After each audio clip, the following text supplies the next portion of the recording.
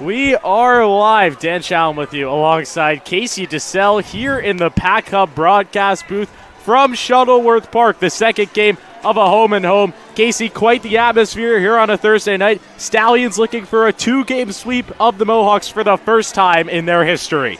Yeah, a lot of fans here tonight. The vibes are really high for the hometown Mohawks, and as you mentioned, the first time for the Stallions taking a chance to sweep the Mohawks. Very excited for this one, Dan. Yeah, so why don't we take a look back at last night. Player of the game, of course, was Ethan Conrad. He showed out last night, Casey. Absolutely, he did show out. He went 3 for 3 last night. He had 2 singles, a home run, an RBI, 2 runs, and a walk. Yeah, Absolutely this guy leads night. the PGCBL in home runs with 4, leads the RBI category with 16, and is first in average in the East with a 444. Looking to help aid the Stallions to their second straight win, but the pitching last night, Casey, was also fantastic. And it was very good last night. Sean Dozier got started off last night with 4 innings, no runs given up.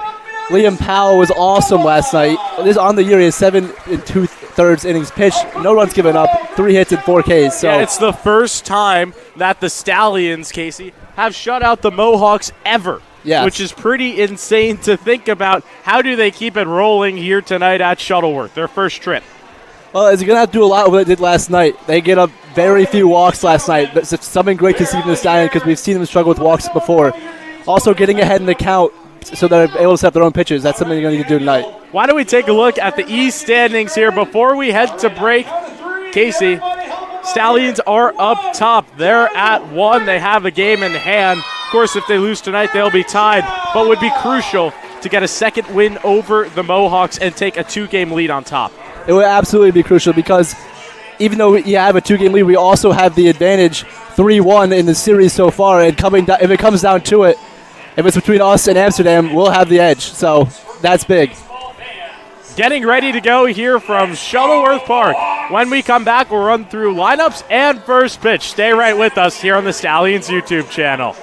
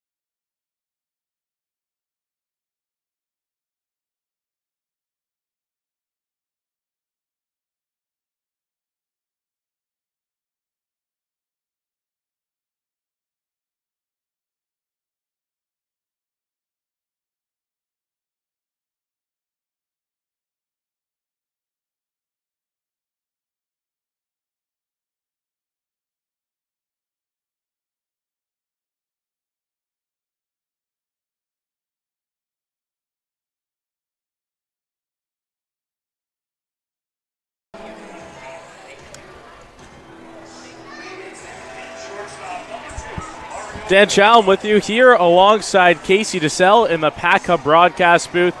Casey, quickly, why don't we run through the batting order here tonight for the Stallions?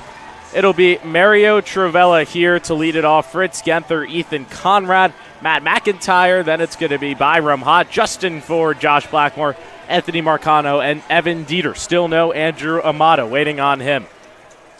Yeah, absolutely. A great lineup tonight against the rival Mohawks. It's going to be a good one. We've got baseball. Travella fouls this first pitch back. Casey, what should we know about the starter on the mound for the Mohawks, Logan Forsythe? Logan Forsythe, so far this season, has a 3.0 ERA. He's only appeared in 2 games. 3 innings pitched so far. He's got 6 strikeouts, 2 walks, and 2 hits given up against him. Going against Travella, who's 361 coming into this game, takes that one for strike 2. Stallions searching to beat the Mohawks for the first time back-to-back in their history. Their first trip up to Shuttleworth Park of the season.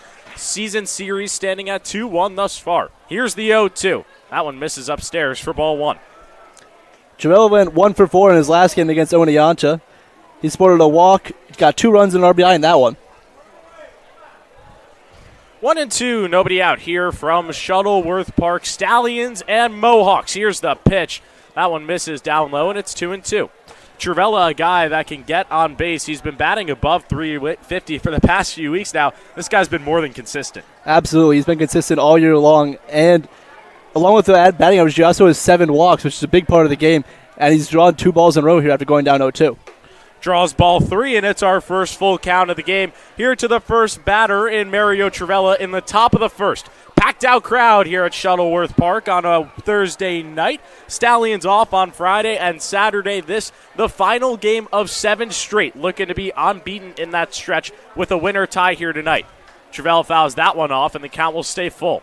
Might I add, a very hot Thursday night, Dan. Oh, my gosh, it's hot out. Just like last night. It was about Yes. 92 degrees first pitch last night. Now here tonight, sporting 84, but the humidity making it feel like that 92. Yeah, we had a little bit of rain beforehand, so the humidity is going to skyrocket that feel.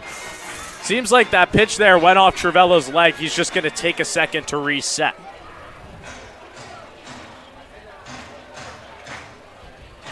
(12-3) is the Mohawks record. It's their worst start to a season ever since we started tracking stats, which is crazy to think about. But this team has always been 14-1, 13-2 through 15 games. Stallions handing them 2 losses early. This one's hit to the right side. Chasing it is Hager.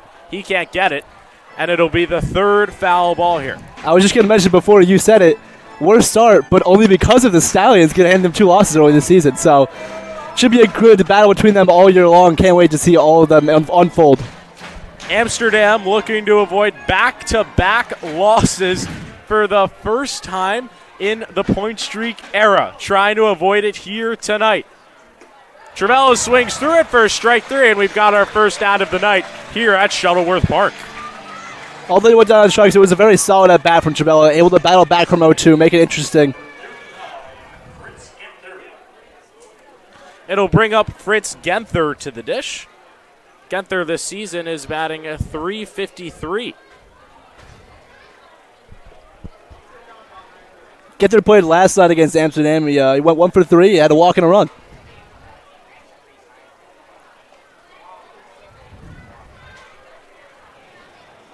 Pitch from Forsyth misses. It'll be ball 1. Forsyth, the guy that entered the portal, went from Mississippi State, now going to pitch at Louisiana Tech next year as a junior. Here's the 1-0. That one's upstairs, and it's 2-0 here to Genther. Genther's having a very solid season, as you mentioned, batting .353 through 10 games. But one thing that stands out to me is he only has 1 RBI in this season, so maybe looking for more production out of him as we go farther into the season. That one's in there for strike 1. 2-1 count here to Genther, 1 out. Top of the first, Stallions' first trip up here to Shuttleworth Park of the year. Here's the pitch. That one hits Genther. It'll be the first base runner of the game here for the Stallions. Genther's 2nd straight walk 2 nights in a row, but this one being a hit by pitch. It'll bring up the most dangerous man in the PGCBL East. That's Ethan Conrad. Ethan Conrad's been a beast this year. As you mentioned, last night he went 3 for 3 with that single and a home run. And he's got 4 home runs on this season, so don't make a mistake to this guy because he will make you pay. Has 16 RBIs on the season. This guy has been an absolute monster. Mashed one last night, looking to give the Stallions an early lead. Genther leads off first, takes that one down low for ball 1. Ethan Conrad is a very good eye. He's gonna make you work for an out. That's for sure. Conrad is a guy that went into the Pack-Up National Transfer Portal, then ended up at Wake Forest through the help of Pack-Up, a member of this National Transfer Portal team, batted .389 at Marist this past season, led the NCAA in triples, and now finds himself going to a Power 5 for next year. And nobody more deserving than Conrad, that's for sure. Takes that one outside, and it's quickly 3-0 here to Ethan Conrad. Definitely not the count you want against this guy. Forsyth might be trying to avoid Conrad right now. I mean, I don't blame him. 3-0 misses. It's back-to-back walks here for the Stallions. They've got runners at first and second with only 1 out. Really just not a competitive at-bat there from Forsyth. 4 straight balls, putting on board a speedy Ethan Conrad, might I add. It'll bring up Matt McIntyre, the first baseman. McIntyre, a guy who's gotten back on track as of late. Yeah, McIntyre last night, he went 1 for 3. He had a double, a walk, 2 runs, and an RBI. So very solid night at the plate from him. Takes that one for strike 1.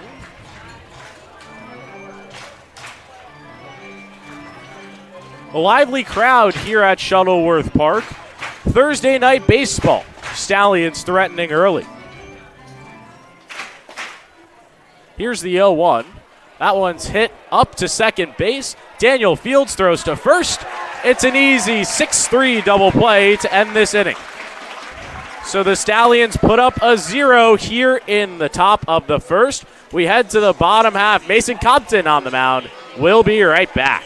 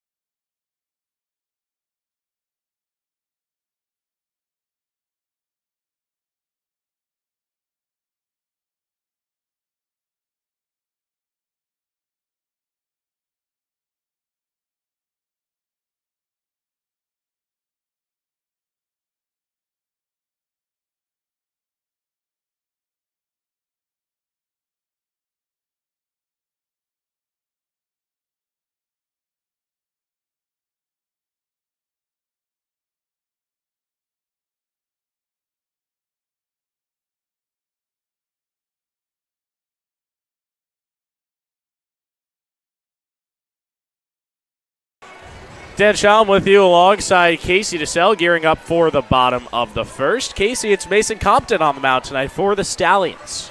Yeah, Compton's appeared for the Stallions in 2 games, going 4 innings pitch in both of them. He has 6 strikeouts on the year, 1 walk, and 5 hits given up against him, sporting a 2.25 ERA. Yeah, he's been effective for the Stallions. Pitched 4 innings clean against Amsterdam. He started the game in that 10-0 loss at Cantine Field 2 Sundays ago. Looking to replicate that here at Shuttleworth Park. Yeah, absolutely. He's looking to set up that bullpen like he did, what's his name? Derringer did last night.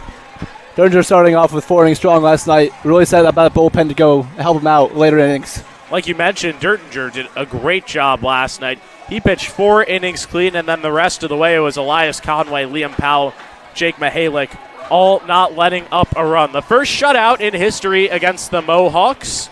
Stallions looking to keep that going. Let's take a look at the lineup here for the Mohawks. That's going to be Javar Williams leading off, then Michael O'Brien, Cade Ladahoff in the 3-hole, Jimmy Dion, batting cleanup. Then it's Pete Daniel, Zach Eldred, Luke Zepic, Evan Hager, Liam Wilson, Rob Rispoli, the 10-hole hitter not shown on your screen. First pitch here from Compton misses outside for ball 1.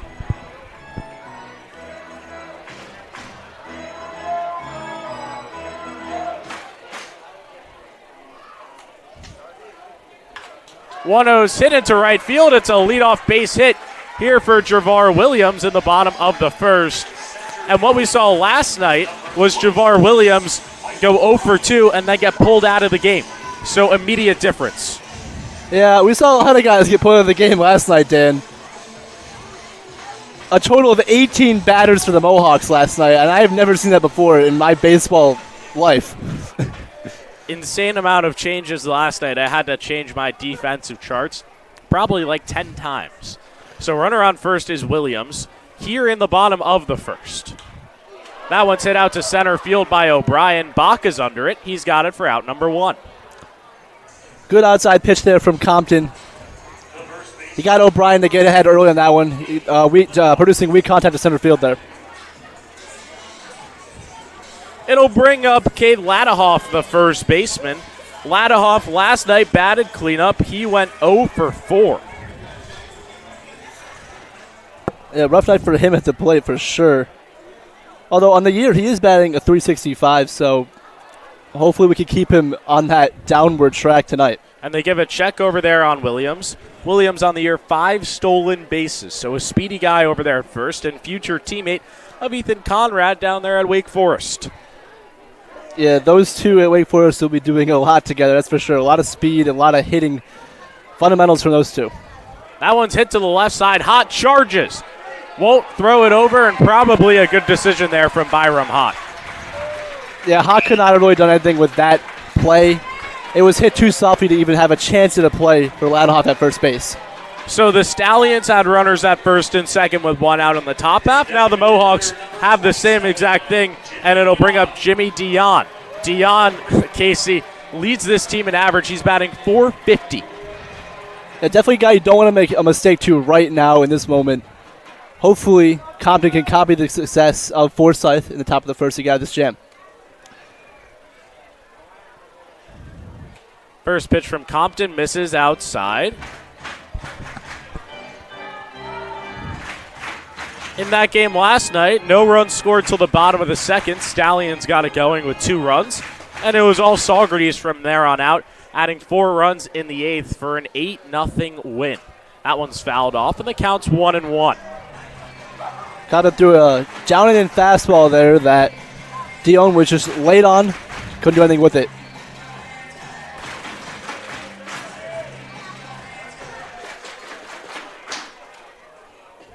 One count, 1 out, bottom of the first. Ladhoff is at first, Williams at second. Compton searching for the double play ball.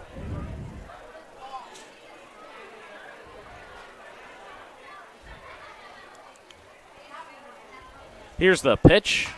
That one poked to the left side. It is going to be foul. That one just got foul, and it would have scored a run. Yeah, lucky break there for Compton and the Stallions. That could have easily scored 2 runs going all the way down that baseline. So now he'll have a 1-2 count, searching for his first strikeout of the night.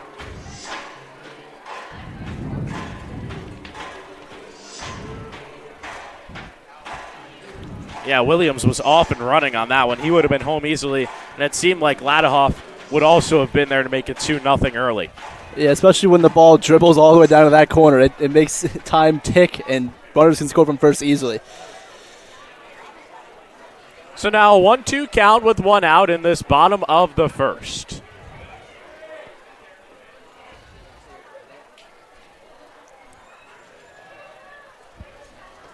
Compton calls time, or excuse me, Dion calls time.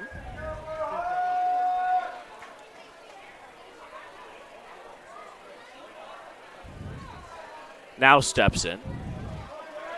Compton, another Wofford product, one of the many on this Stallion team. Here's his 1-2. Gets him swinging for strike 3. A big out number 2 here for the Stallions.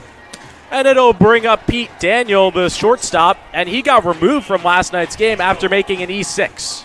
Yeah, he got removed after making an E6, but he also did have a hit in that one, so. He was going 2 for 2, then made the error at shortstop, and Coach Keith Griffin said, hey, you're out of this game. Coach Keith Griffin did not like anybody in his lineup last night. He just kept making defensive changes all night long. 2 outs in this inning. Runners at first and second. Going to third there, they'll throw to second. Tag is not in time. So Williams and Ladhoff both advance 90 feet. There's runners at second and third now with 2 outs. Interesting decision there from Blackmore. Maybe he saw that Ladhoff got a later jump, and that's why he threw to second instead of third, because it's a longer throw all the way out there than to third base. So now Daniel with a prime RBI opportunity. He's got 12 on the year, batting .391. 2 outs in this inning. Here's the pitch from Compton. That one misses down low for ball 2. Compton threw a curveball there. It's just too low, bouncing the dirt. Or should I say the turf? Yeah, the infield here at Shuttleworth Park, fully turf. And then once you hit the outfield, it's grass, not what the Stallions are used to. Yeah, very odd setup here for the field at Shuttleworth Park.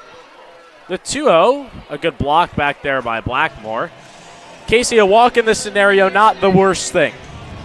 Definitely not the worst thing. You're getting towards the bottom of the order, so it's going to be easier to attack guys. And you're not going to force it to run because that first base is open. So now a 3-0 count with 2 outs in this bottom of the first. Mohawks threatening to put the first run on the board. Here's the pitch. That one is in there for strike one. A good 3-0 curveball from Compton. Catching the outside corner.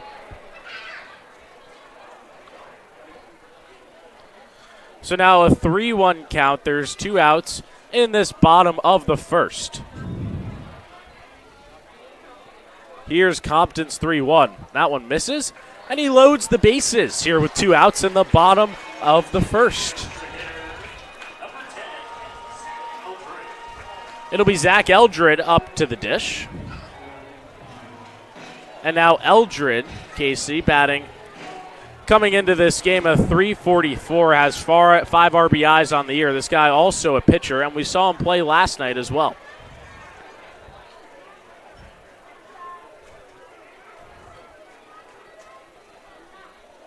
First pitch to Eldred is in the dirt. A nice block there by Blackmore. It's 1-0. Yeah, last night he went 0 for 2 against Saugerties. Not really a strong night for him, but it wasn't really a strong night from anybody last night. Yeah, the Mohawks only having 3 hits last night. They've got 2 already in this bottom of the first. Here's the 1-0. That one's hit over to short. A nice jumping play there by Trivella. Strands the bases for the Mohawks. They had bases loaded last night, were threatening when the game was 4-0, but couldn't get it done. Yeah, Trivella did a good job of just lining that one up, staying calm, and leaping at the right time to make that play. So the Mohawks leave the bases loaded here in the bottom of the first. We head to the second and knotted at zeros.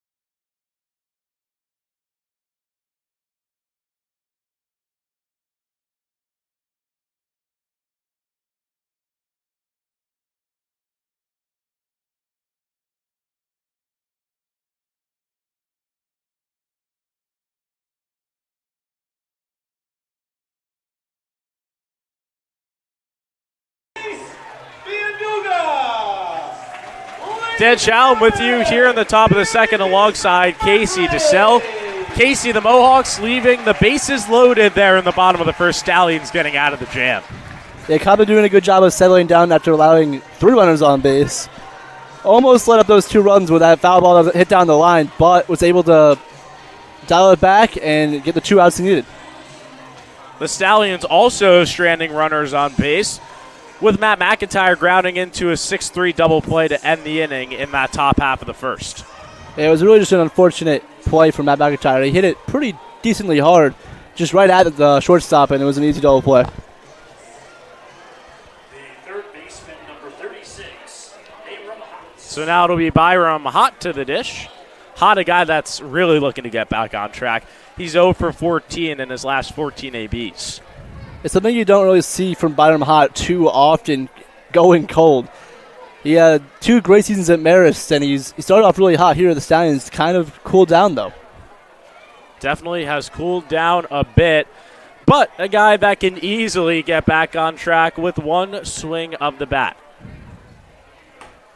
That one there to him is in there for strike 1. He cooled off, but he already has 15 runs and 12 RBIs in the season. So what does that tell you? That if he gets hot again, look out, because Ethan Conrad and Byram Hott will be scoring lots of runs together. Checks his swing. It's a called strike, and he's down 1-2.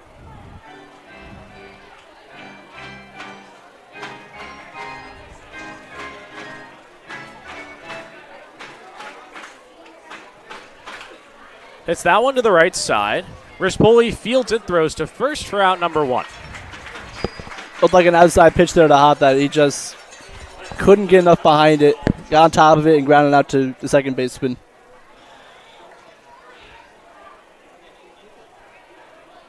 So now with one out, it'll bring up Justin Ford, the left fielder. This guy went yard last night, Casey, a 2-run jack that was crushed. Yeah, he hit it off the stable deck, and you don't see that very often from any player in the league. So it's awesome to see that Stallion do that this year. I don't think I've seen that in years past. That one misses there for ball 1.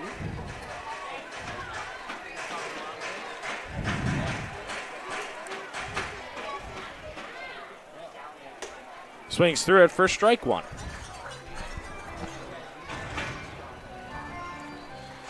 Stallions and Mohawks, a fierce rivalry that dates back a long time. But, Casey, it's really been the Stallions getting blown out time and time again, but changing the narrative here in 2024. Yeah, so far this year, we're 2-1 against them. They're 1-2 against us. So, really just trying to flip the script this year and go get that championship. It's a 2-1 count. Swings through it, and now it's 2-2. McNulty Elementary MVPs to the first base dugout. McNulty MVPs. Here's the 2-2 to Ford. Strike 3, he got him. 2 quick outs here in this top of the second. It was like a high fastball there to Ford, and that's a pretty good pitcher's pitch. When you throw a high fastball, it's a very high pressure pitch. It forces a lot of swings and misses. So 2 outs, it'll bring up the catcher, Josh Blackmore. This guy's been raking for the Stallions this season, Casey. Yeah, coming in this one, he's batting a .346 with 6 RBIs, 5 walks, and only 4 strikeouts. Very solid season so far from Blackmore. Him and Nate Manley have been so defensively sound behind the plate, you've really not had to question it at all. Yeah, Blackmore had a bit of a struggle behind the plate in the beginning of the season, but he's really turned it around as of late. Good to see from Josh Blackmore.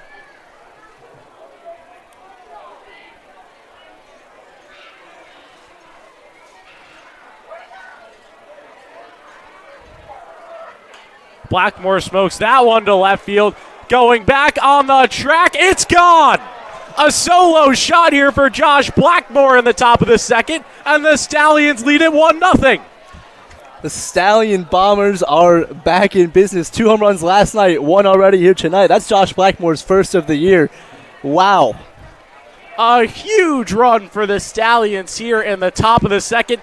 They've taken the first lead of the game for the second time in 2 straight matchups. Did you hear that, though? The crowd volume lowered right as he hit that ball. The hometown fans go real silent after Josh Blackmore puts a charge in that one over the left center fence. Blackmore doing a great job behind the dish. The offensive numbers speak for themselves. Second solo shot in 2 games for the Stallions. 3rd home run overall against the Mohawks in the last 2 days.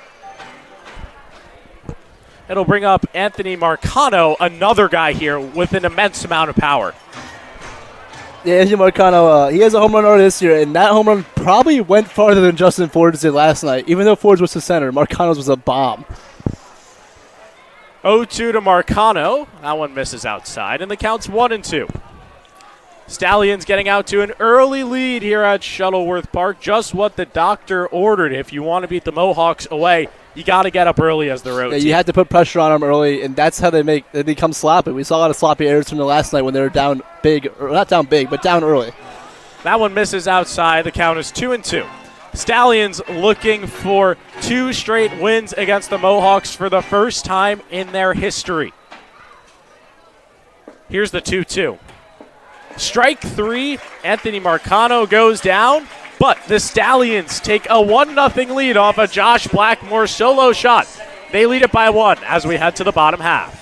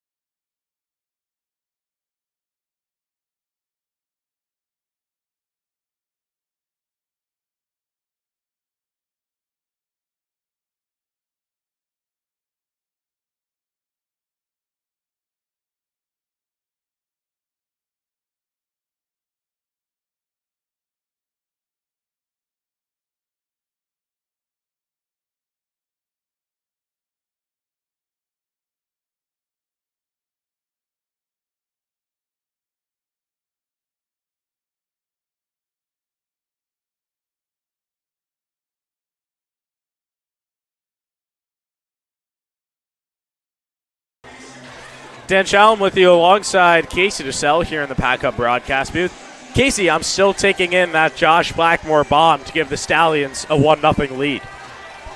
Yeah, that one was hit pretty hard, if you do say so.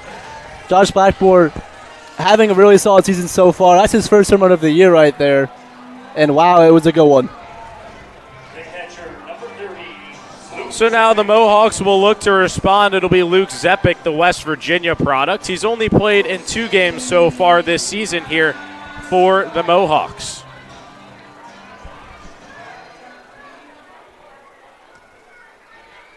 Stallions leading 1-0 here in the bottom of the second at Shuttleworth Park. First pitch is hit out into center field. Tyler Back goes back on it, and he's got it for out number 1. Zepic put a pretty good charge into that one, but Bach was perfectly aligned to play that one. Easy play out in center field. It'll bring up Evan Hager, the right fielder. Hager, the Alabama product, last night was the real only bright spot for the Mohawks, having a triple and a walk.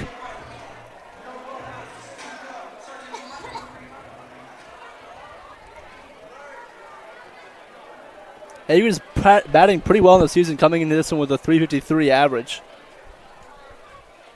In just 6 games played, I might add. First pitch there is a strike.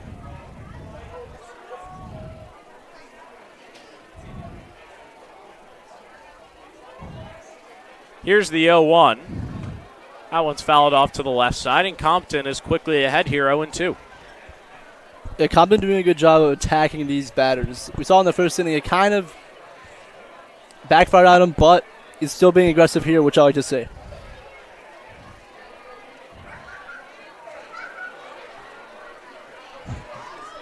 Here's a 1-2. It misses outside.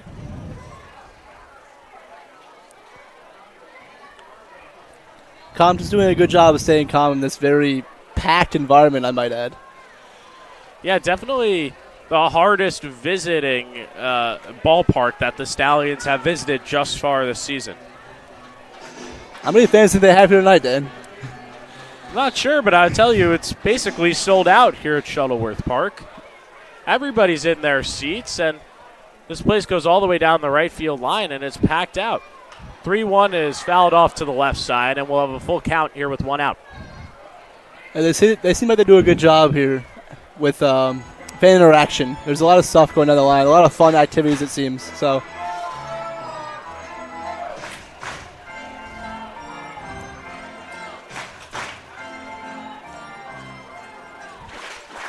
full count, 1 out here in the bottom of the second. That one is deep to right field. Going back, and it is Conrad. It's out of here. A game-tying shot for Evan Hager. It's his first of the year, and we have a 1-1 game.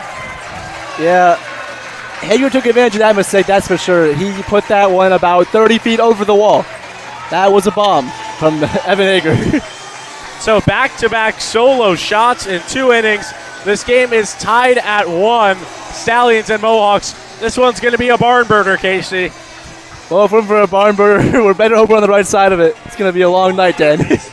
Certainly will be. Balls are flying here at Shuttleworth Park. We've got a 1-1 game on our hands.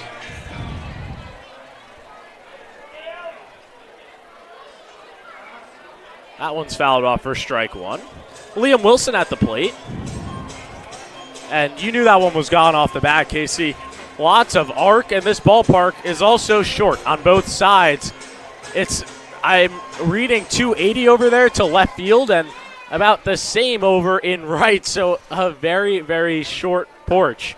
This one is rocked out to right field. Conrad is going back on it. He's got it for out number 2, almost back-to-back home runs for the Mohawks. Yeah, very short porches, but that's probably why they had those walls extended very high up. Almost like a mini green monster.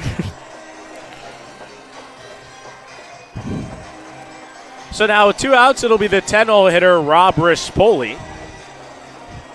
Rispoli yesterday went 0 for 2.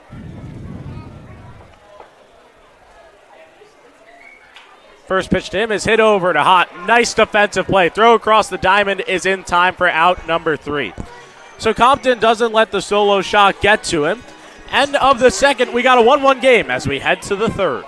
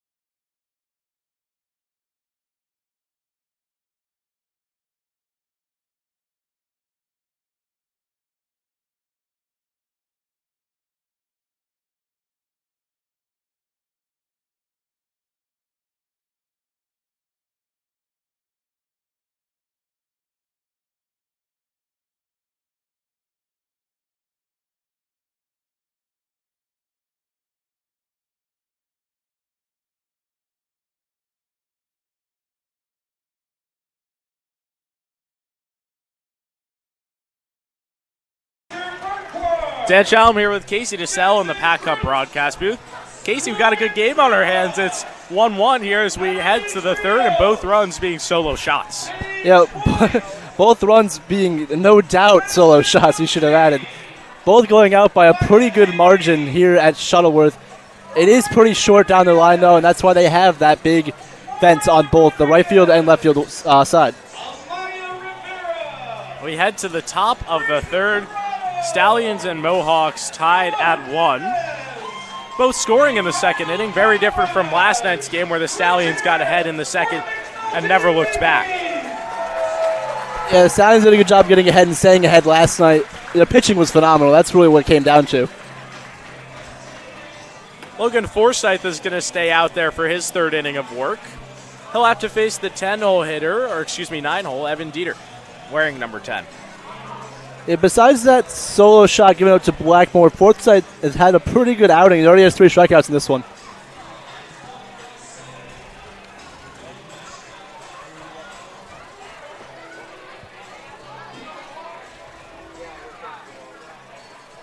The extra hitter, number 10, Evan Dieter. So now Dieter, a guy that's looking to get himself back on track.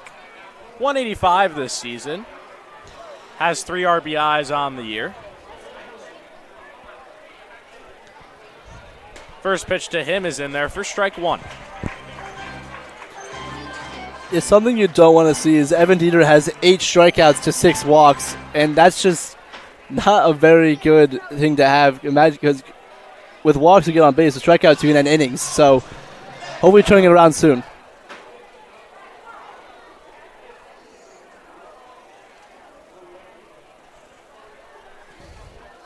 Oh, 1 count. Here's the pitch. That one misses outside, and it's 2-1.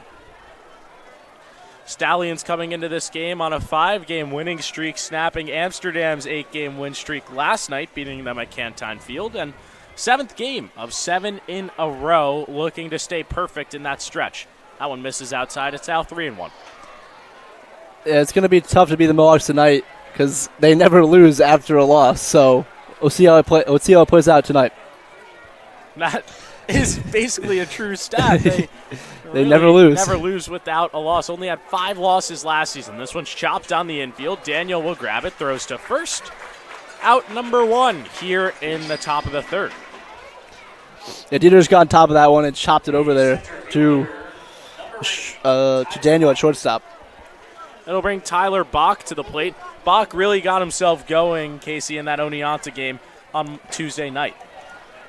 Yeah, in that game, he went 3 for 4 with a run. And it's good to see from Bach because if he's on base, he is someone with a lot of speed, Dan. He said, "Speed is my game," after his player of the game post-game interview. First pitch to him is in there for a ball.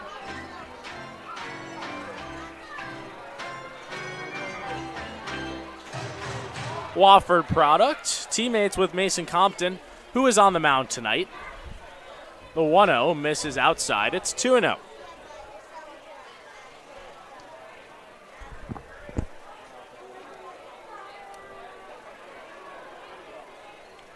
Although we only have 1 walk so far, the Stallions doing a good job of staying disciplined in this one. That one misses, and it's 2-1. 2-1 count here to Tyler Bach, the center fielder. 1 out. That one's hit to the left side. Williams is on it, and he's got it for out number 2. A low fastball there. Tyler Bach put a charger to that one, but unfortunately hit right to Williams in left field. The shortstop, number 2, Mario Trivella. So it'll bring Mario Trivella now to the dish with 2 outs here in this top of the third. Trivella in his first at-bat, striking out, swinging. That was Trivella's 10th strikeout of the year, Dan.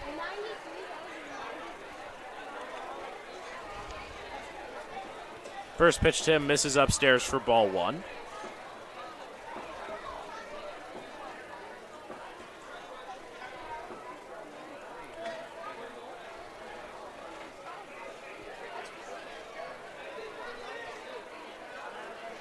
Trivella takes inside. It's ball 2.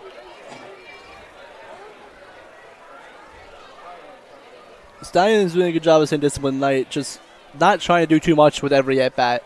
And that's how you produce good at-bats and runs. This one's grounded to the right side. Rispoli grabs it, throws to first for out number 3. A 1-2-3 third here for the Mohawks. We're tied at 1 as we head to the bottom of the third.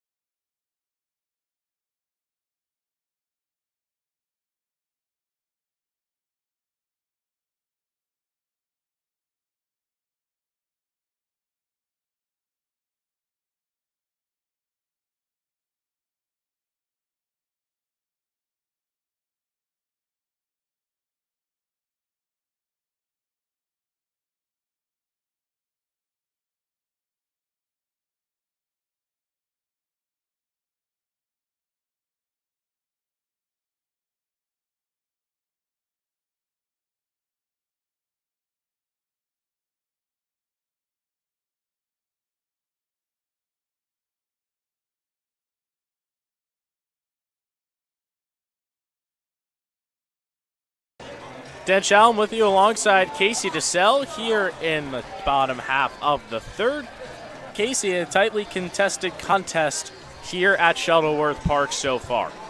Yeah, Forsyth did a good job of settling down after that home run in the second inning, getting the Stallions to retire in order in the top of the third. And Compton also did a good job of settling down after giving up that home run in the last inning, getting the next batters out he faced. Compton is back out there for his third inning of work. Gave up that solo shot to Evan Hager, the right fielder, last inning with 1 out. His first pitch here to the leadoff hitter, Javar Williams, is a ball. Williams tonight had a leadoff single to start this game. Yeah, started off that jam that Compton got into, but was able to get out of in the first inning. Williams steps out.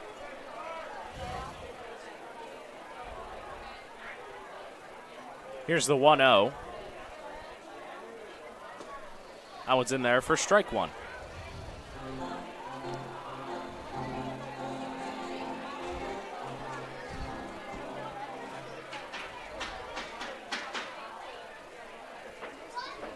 Here's the 1-1. That one's fouled back for strike 2. Compton doing a good job getting ahead of Javar Williams here. Not someone you want to get on base, so good job getting ahead here.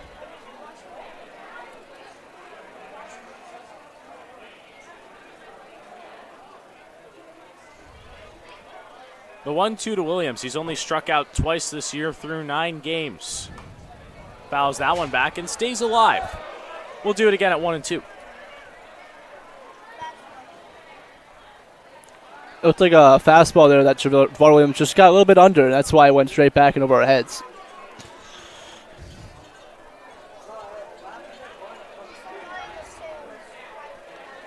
Here's the 1-2. That one's hit to the right side. Genther shades over, throws to first. A wild throw, and E4 there on Fritz Genther. And Javar Williams reaches for the second time tonight. Yeah, the Stallions did a good job of cleaning up the errors in the last few games. Unfortunately right there, but coming into this one, the Stallions had a thinking percentage of .977, and they were tied for the lowest in errors. It was only 12. Yeah, they've given up no errors in their last 5, only 1 in the last 6. That one being the first one here tonight.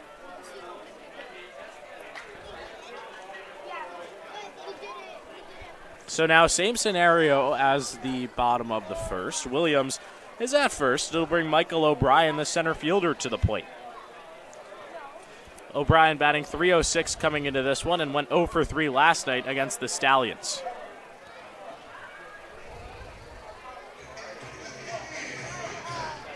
Got to watch Williams over there at first. He does have a stolen base already tonight. A very speedy guy over there at first base. Make sure to mix up your looks if you're the pitcher here. He goes over to second. That one's hidden to left field, though. Ford has got it. Might try and double up over there at first, but makes it back in time, no problem. So O'Brien flies out for the second time tonight, and with 1 out in the inning, it'll bring up Cade Ladahoff. It's so far very similar to the first inning. Jamar Williams gets on, and there's a flyout right after. So hopefully we get Ladahoff here out.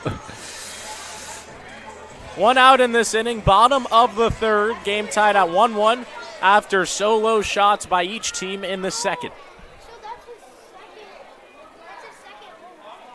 That's a balk right there, and advancing to second is Javar Williams. I missed what he did there, unfortunately.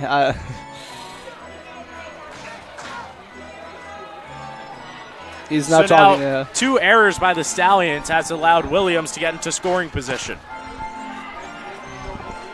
Good job of Compton, though. Just asking the umpire what he did there so he doesn't make that same mistake again.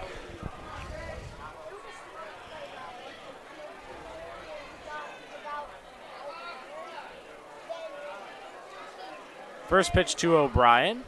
In there for strike 1. Started off. Oh, no. It's Ladahoff, isn't it? Ladahoff, excuse me. He started off Ladahoff with a good inside curveball there, really setting him up for the rest of the at-bat.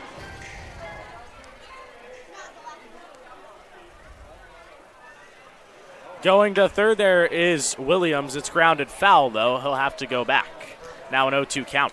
The second time this inning the Stallions have been bailed out from the speedy Javar Williams. First time flyout, second time foul ball. Amsterdam's been great at home this season, 7-1. Only loss coming to Oneonta, that being a 10-4 L here at Shuttleworth Park. That one happening all the way on June 9th. So it's been a while since this team has lost at home. Looking to avoid it here tonight against the Stallions. I can only imagine it's hard for a team that's never lost 2 games in a row to lose at home. So Williams goes this time, and he's caught up in a pickle. Great situational awareness right there, and he's tagged out. Very good job from Compton there, doing the inside move to catch Javar Williams off guard. Williams already trying to steal base twice in this inning.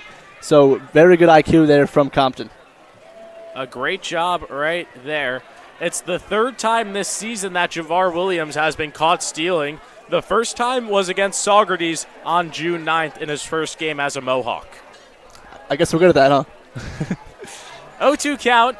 Now here to Cade Ladahoff. Pressure taken off the base paths. 2 outs. The Compton can really settle down now. 0-2 count, no one on base. That one is rocked to left field. Going back. It's gone. That 280 wall coming into play for the Mohawks. 2 solo shots, and they've taken a 2-1 lead. Yeah, that's Cade Ladahoff's 3rd home run of the season, Dan. And unfortunately for Compton, he gets Javar Williams a second, but the next pitch is a home run. And Casey, you look back at that pitch, just not one that you want to throw in an 0-2 count. You could have thrown a waste, anything outside, just leaves one hanging over the middle of the plate. Yeah, very bad pitch there from Compton. The only positive is at least he got Javar Williams on that pickoff, because right now it would be 3-1 instead of 2-1. Limiting the damage, but still giving up a home run. So all the runs in this game have been plated by the long ball. Jimmy Dion at the dish now, the DH. He struck out in his first plate appearance. It's 0-1. Yeah, it seems like we're playing at Coors Field here, Dan. It's a 280 wall out there and left. You never, ever see that. Maybe a Coors Field with a little bit of Yankees short porch in there, too. Coors Field, if you want to bring the left field wall in about, 80 feet, and then make it a little bit hotter. The ball's traveling further. That one's hit to the right side for a base hit. 2-out single for Jimmy Dion, and it'll bring up Pete Daniel.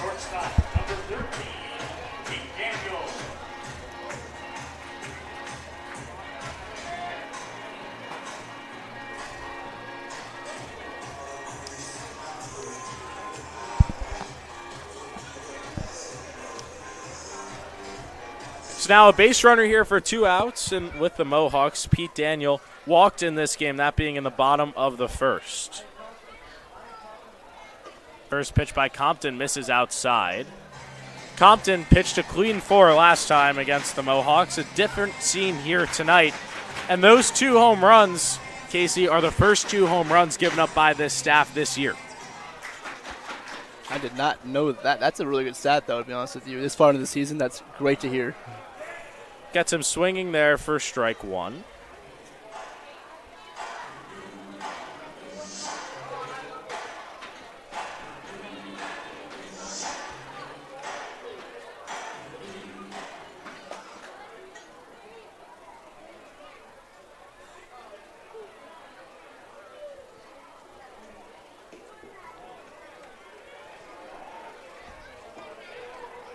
Compton looks a little rattled right now on the mound after giving up that solo shot and that single.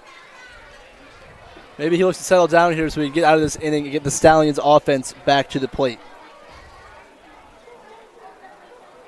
2-1 count. Here's the pitch. That one's fouled off, and the count will be 2-2. 2-2, 2 outs here in the bottom of the third. Mohawks taking the lead off a Cade Ladahoff solo shot, third of the season.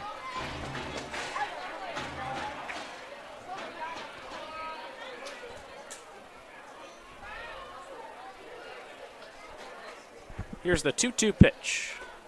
Misses with the off speed, and the count will go full. Yeah, that curveball got away from Compton right there. Let go of that one too early. That's why it was inside.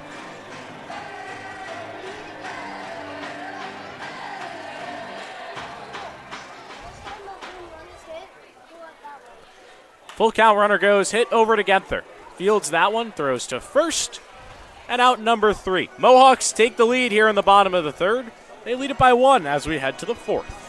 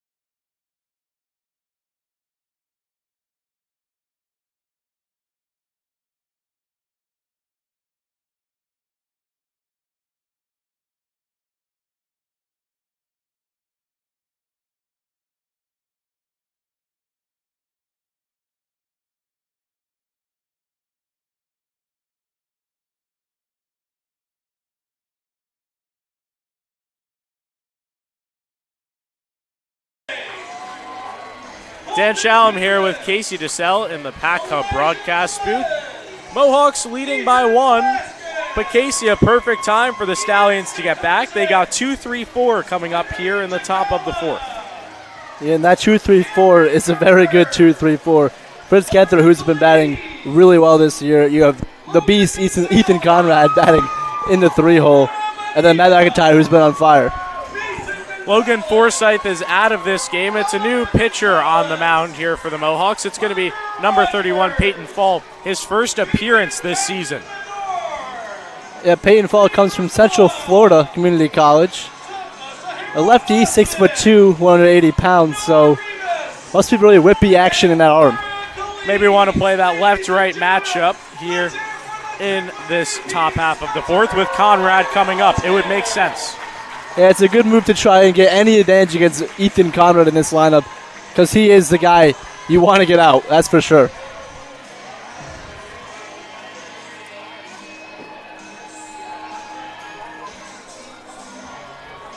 It'll be Fritz Genther to start things off here for the Stallions in the top of the 4th. Packed out crowd here at Shuttleworth Park. Really couldn't ask for a better atmosphere. It's been the best one that the Stallions have played in on the road. It's been the most fans that have rooted against them so far on the road. And you hear this ballpark explode when a home run is hit. Yeah, if this game stays close into the late part of this game, they're going to have to do a really good job of staying focused and not let the noise get to them because it's going to get rowdy in here for sure. So we'll see how the Stallions fare against the lefty Peyton Fall, his first appearance in the PGCBL. Surprising move here from Keith Griffin. What do you think?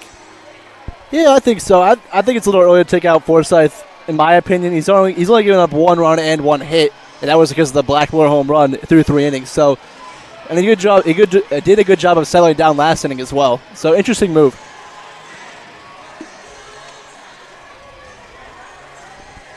So now it'll be a rising sophomore going against a graduate. Genther against Fall.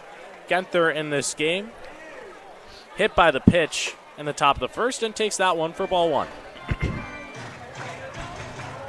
A perfect time for the Stallions to jump all over an inexperienced arm in Peyton Fall. Absolutely. Yeah, if I'm Genther the Stallions swings through here, it for strike 1. if I'm the Stallions here, I'm looking for a fastball that he makes a mistake with because he's bound to make a couple in his first appearance.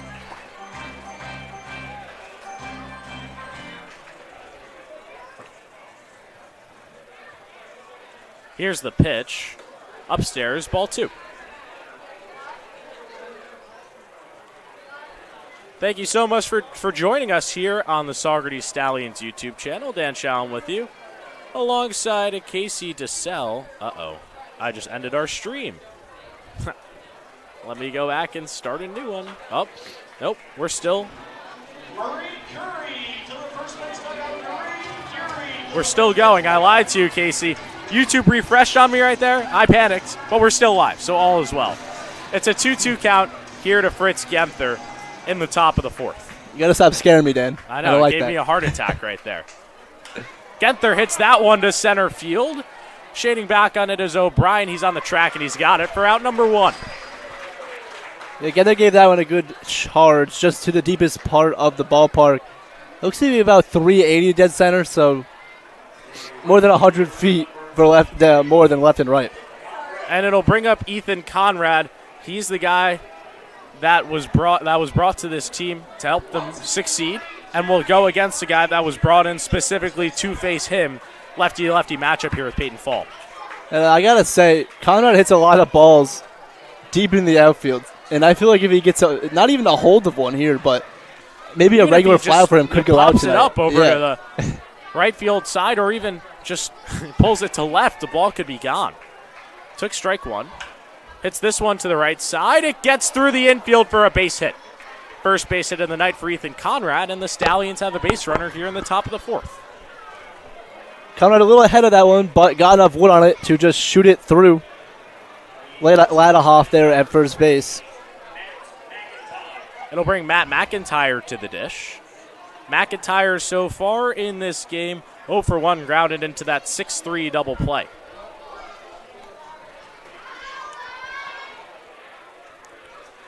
Conrad takes his lead off of first. They're going to check over on him.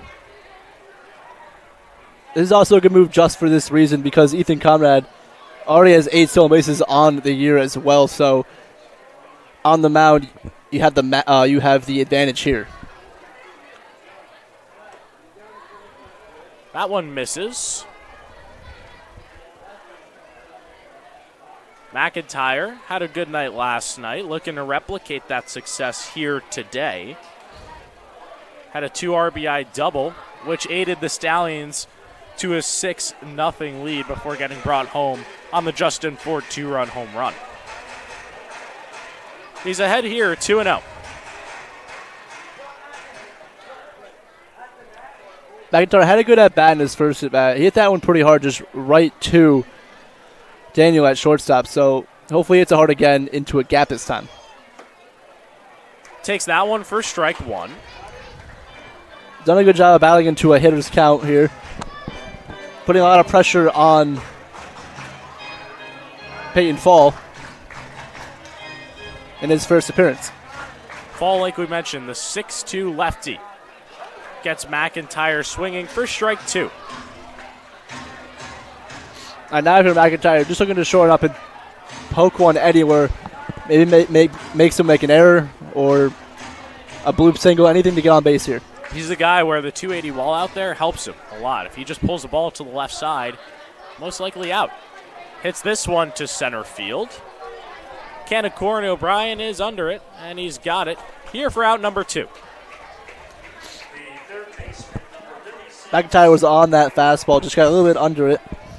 That's why he flew out to O'Brien in center field. Second fly to center to the Stallions this inning. It'll bring up Byram Hott here with 2 outs. Now, this is a guy as well. A lot of power. If he can hit it to the left side, good things will happen. And a guy also that needs a hit right now. Exactly what I was going to say. If Byram Hott sees one go over the wall, he's going to shoot his confidence through the roof, which is something he needs right now.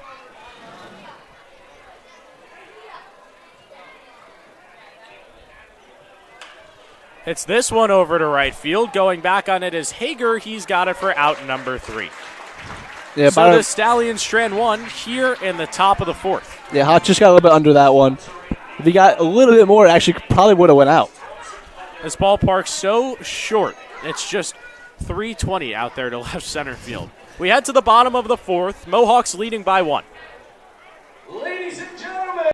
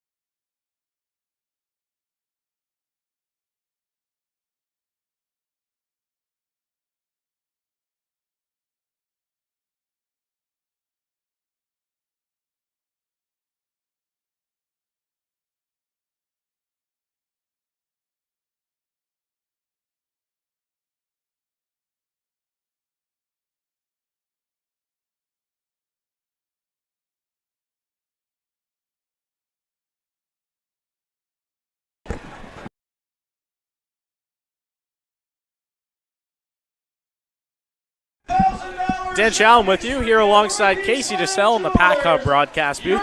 Casey, a Dallas Hot Wieners called to the bullpen. It's the lefty, Vince Fusco. Yeah, Fusco has appeared for the Stallions in 2 games this year, pitching 7 1/3 inning with 7 strikeouts, 3 walks, 8 hits given up, and an ERA of 3.68. Just trying to bring a sense of calm here in the bottom of the 4th, right? While Compton only gave up 2 runs, it seemed like he was always in somewhat of a danger situation. So Fusco going to try and settle it down. Yeah, through Compton's 4 innings, he left 4 runners on base, so always traffic going on when he was pitching. And he's tagged with 6 hits. They call the error by Genther actually a hit over there at second on the official scoring. So 6 hits, 2 runs, a walk, and a strikeout through 3 innings. Stallions down by 1 here in the bottom of the 4th, but keeping it close at Shuttleworth Park, and that's all you have to do in such a tight ballpark here up in Amsterdam. And keeping it close because of the tight ballpark and because of the really good team. It's hard to take down the Mohawks 2 games in a row, as we've mentioned many times tonight. Stallions looking to do that for the first time ever.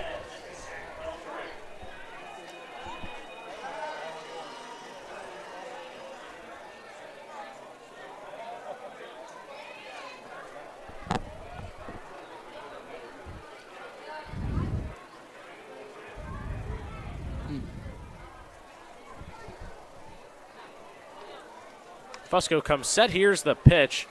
He does a nice job there with the off speed for strike 1.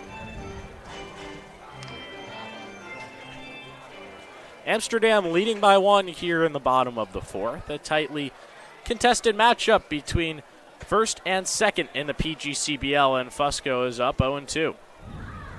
Fusco doing a good job of just coming in, throwing strikes. After Compton's allowed many base runners, just looking to limit the traffic on the base paths. That one just misses off the outside for ball 1. Good waist pitch there from Fusco.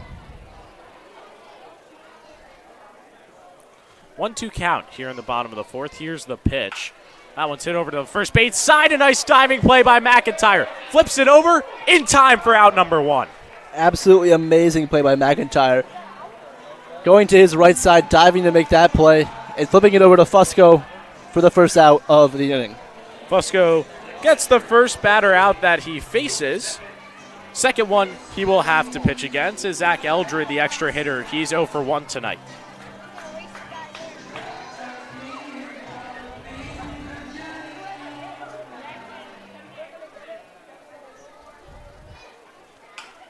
First pitch is grounded right over to Trivella. Fields throws across the diamond. A nice pick by McIntyre for out number 2. Fusco coming in doing a really good job of producing outs.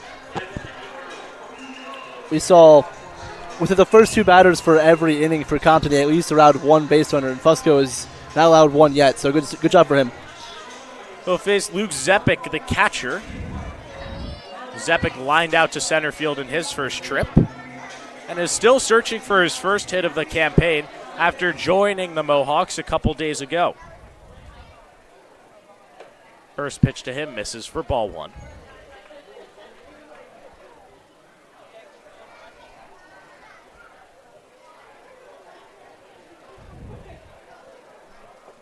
Gets him with the off-speed there for strike 1. Fusco's done a good job using his off-speed in every game he's pitched so far.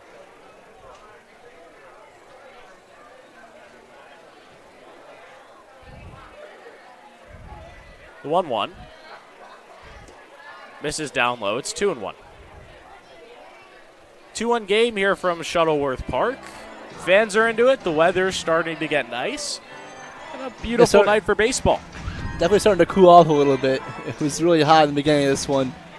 Temperatures dropped a little bit here. 2-1 gets him swinging for strike 2. Fusco 1 strike away from a 1-2-3 inning. Just what the Stallions need right now. Provide some calm out there on the field and let the offense go to work. 2-2, 2 outs here in the bottom of the fourth. Here's the pitch. That one is popped up on the right side. McIntyre is under it. He's got it for out number 3. A 1-2-3 for Vince Fusco to start his night. We head to the 5th. Mohawks up 2-1. Sponsoring the top of the inning.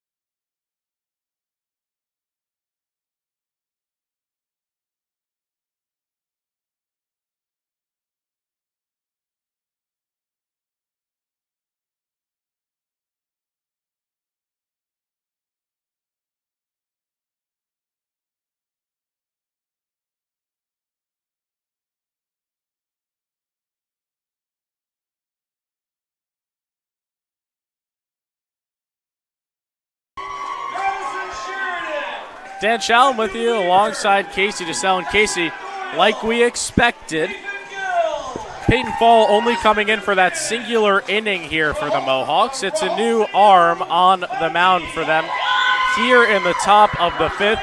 They're going to make a Dallas Hot Wieners call to the bullpen. They're going to put one of their best arms in this bullpen out there. It is going to be number 38, Colin Kidd. Kidd appeared in...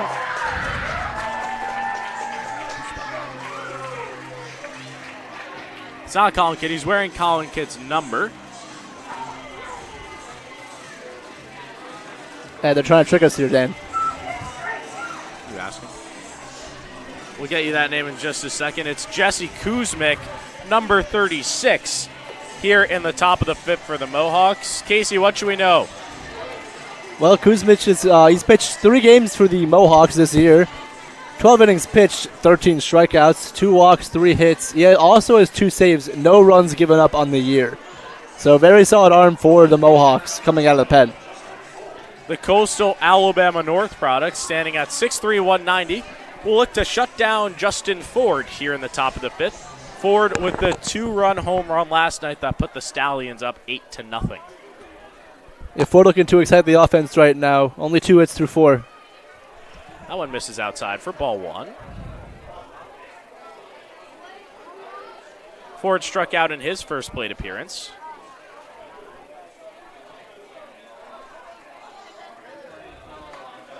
Takes that one for strike 1 on the outside.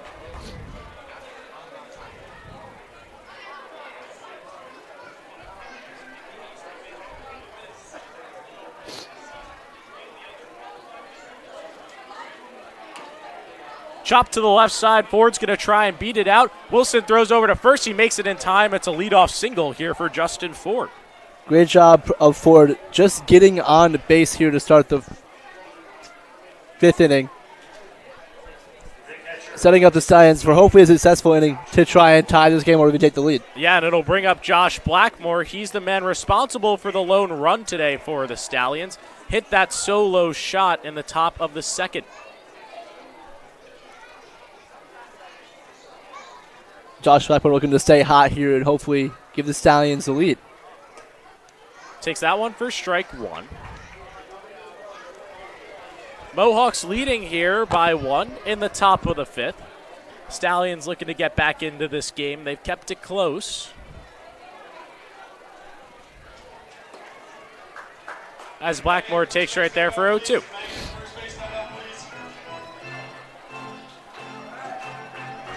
Blackmore has to make sure he does not ground out right here. A double play would be devastating in this scenario. Here's the 0-2. Takes it on the outside for ball 1. Very strong take for Blackmore there. Looks like a curveball or maybe slider off the outside corner. Very tough pitch to take. Get a lot of people to chase on that pitch.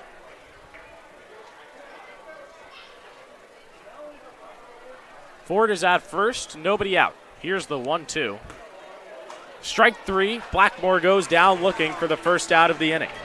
Yeah, Blackmore knew it too. He was a little fooled, it looked like. It looked like a fastball caught the outside corner there.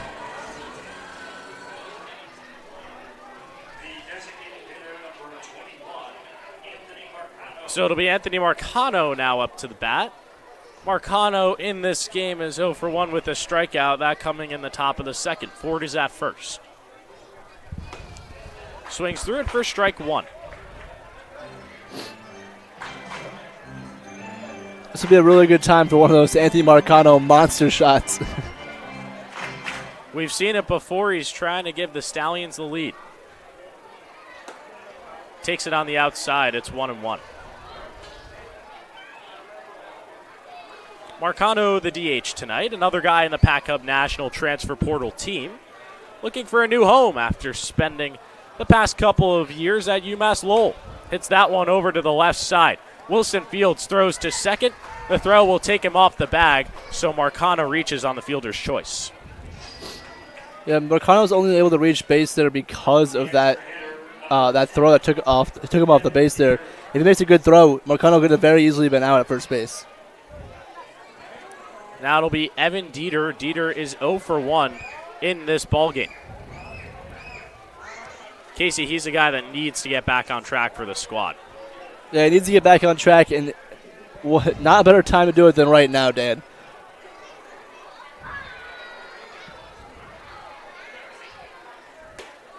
First pitch to him misses on the outside. It's 1-0.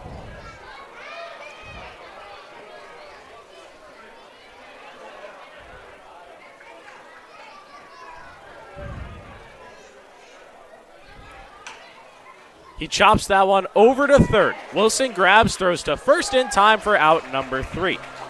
So the Mohawks keep a clean 5th. We head to the bottom half. Amsterdam up by 1.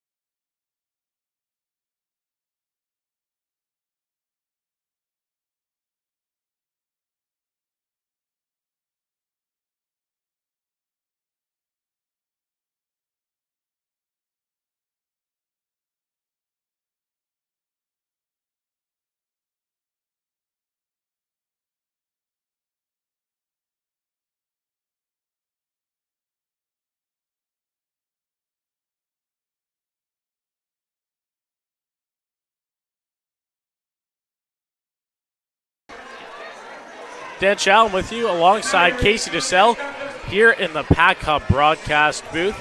Casey, we take a look back at last night's game, heading into the bottom of the fifth. Stallions were up by 3-0. A lot tighter game here tonight at Shuttleworth. Yeah, the Mohawks pitching and defense has been a lot better than it was last night. The Mohawks got 3 errors last night, and the pitching was not off to a hot start like it is in this one. As well as the Stallions' pitching is not being as good as it was from last night when Derringer came in and threw 4 scores to start the game. Fusco came in relief in that top half of the fourth, pitched a 1-2-3 inning, looking to replicate it against a guy who's gone yard tonight. That's Evan Hager, the right fielder.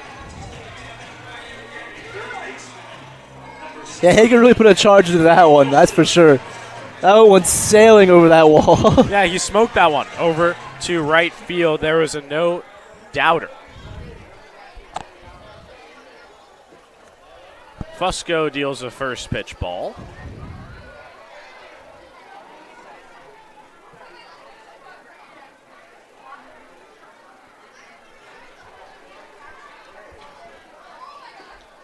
That one's in there for a strike.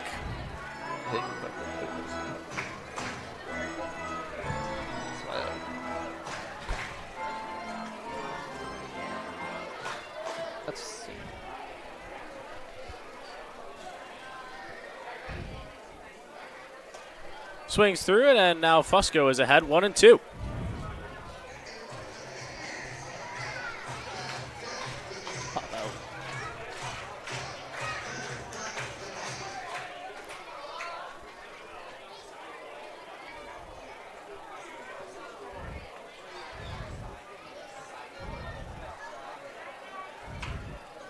Grounded off to the left side.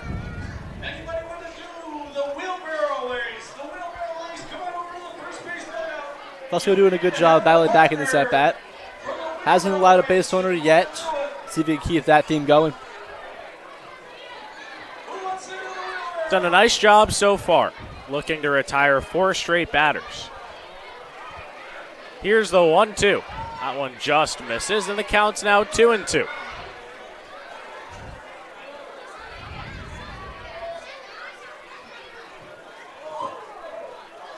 So glad you're joining us here at Shuttleworth Park on the Stallions YouTube channel. Here's the 2-2. Fouled off, and the count will stay at 2-2. Seems like it caught Blackmore right there. Yeah, Blackmore is doing the right thing, calling a timeout just so he can regroup himself, not so him and Fusco can be in the right page here. And the last thing that the Stallions want is another injured catcher. With Zach Anderson being out right now, we're not sure on a timetable for him. It's been Manley and Blackmore back and forth every single day. They alternate so far. And hopefully we're going to see Zach Anderson in the lineup soon. But both guys, during the time that Anderson's been out, showing out. Yeah, they're both playing stupendous defense. And the bats have been pretty good as well. Fusco gets him swinging, drop third strike, throw over to first, and it's a strikeout to start the bottom of the fifth here for Vince Fusco.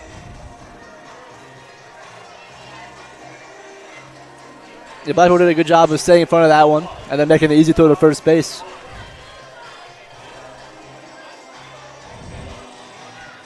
It'll now bring the 10-hole hitter Rob Rispoli to the plate. Rispoli grounded out over to Byram Hott at third in his first at-bat, that being in the bottom of the second. Tried to lay down bunt right there, pulls it back for ball one. Fusco, go ahead, sorry. Fusco's first pitch there was a fastball in the dirt. Good job of Rispoli to bring it back on that one. Here's the 0-1. 2 misses in the dirt for Fusco. It's 2-0. Casey, this game here at Shuttleworth Park as tightly contested as possible so far. And it reminds me a lot of the first time the Stallions faced the Amsterdam Mohawks back at Cantine Field when Ryan Ristio played the hero in at that walk-off single.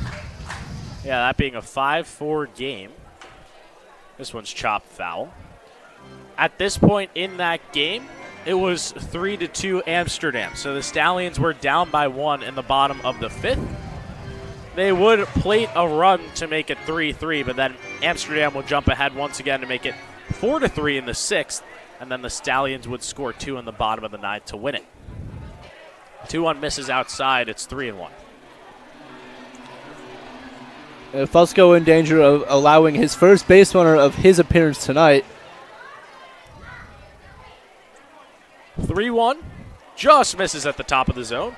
It's a walk here for the Mohawks with 1 out in the bottom of the 5th.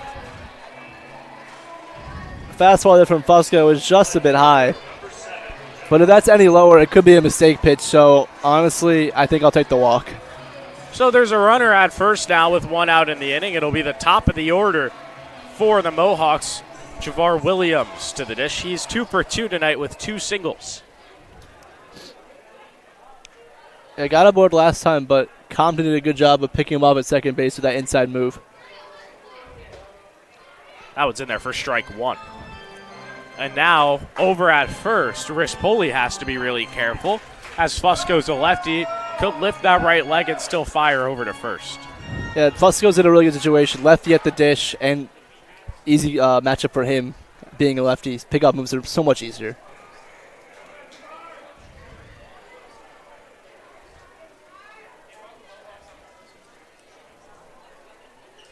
One out here in the bottom of the 5th. That one's in there for strike 2. An 0-2 count on Javar Williams. This will be a big out here for Fusco. He's been aboard twice already, as we mentioned, and he has a lot of speed, so keeping that noise off of the bases is really good. The 0-2 from Fusco going to second as Rispoli throw down. They had him, but the throw gets botched, and going over to third is Rispoli. That was actually a pretty good throw there, but it looks like Chavella's glove hit the helmet of Rispoli when he was trying to catch that out. one. Yeah.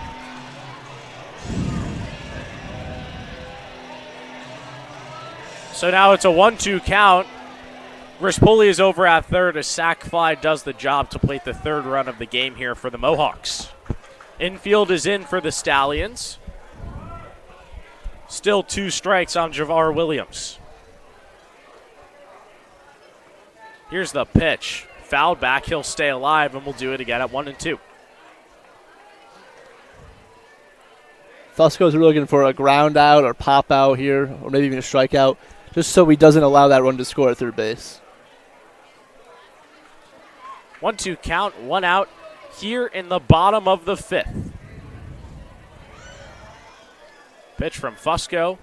Misses down low. A nice job by Josh Blackmore blocking it. That's a really big block there from Blackmore. If that gets behind him, that could be an easy third run for the Mohawks in this one.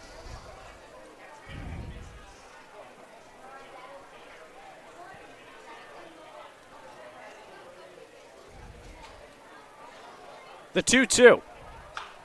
Hit to the right side, foul. Count will stay right there. Williams doing a nice job battling in this count. And Williams is not going to go down without a fight, that's for sure. Very good batter at the dish. He came into this one batting at 292. Also has 9 walks, so.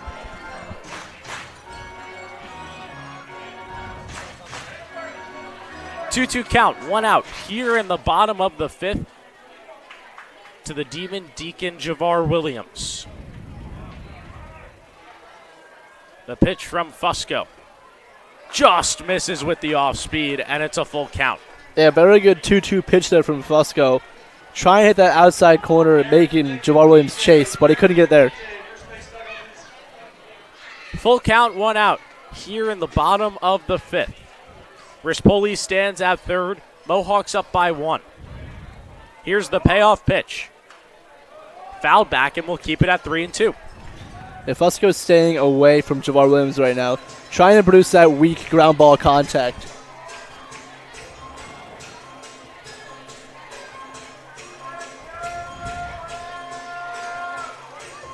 Full count, 1 out. Bottom of the 5th. Mohawks leading by 1, trying to make it 2.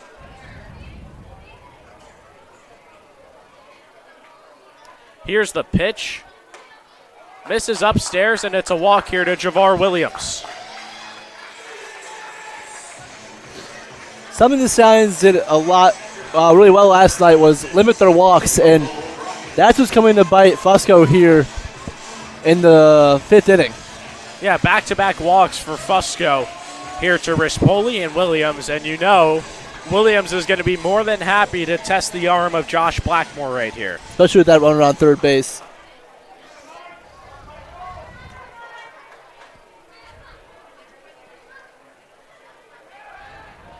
Check over there at first. Have to be very wary of the base runners, and Josh Blackmore himself has to block everything back there. Yeah, he has to be a brick wall back there so he doesn't allow that third one to score.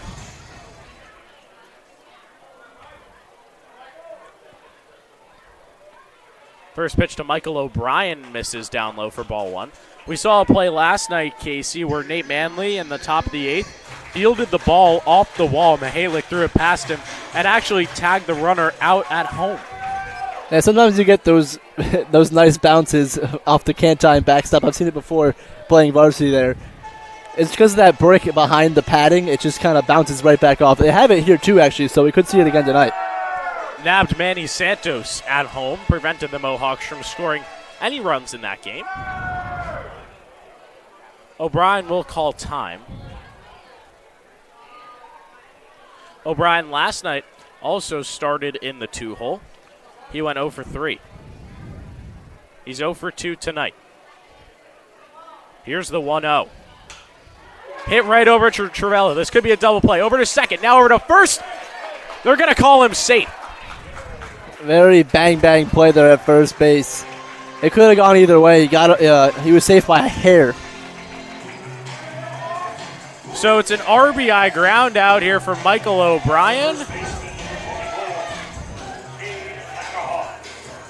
He will reach on the fielder's choice. It'll bring up Cade Ladahoff, who had a home run last time up, that being in the bottom of the 3rd. Mohawks leading by 2. Stallions nearly getting out of that inning unscathed. They were so close.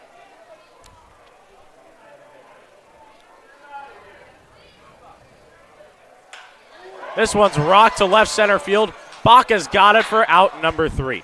So Fusco limits the damage here in the bottom of the 5th. We head to the 6th. Mohawks leading by 2.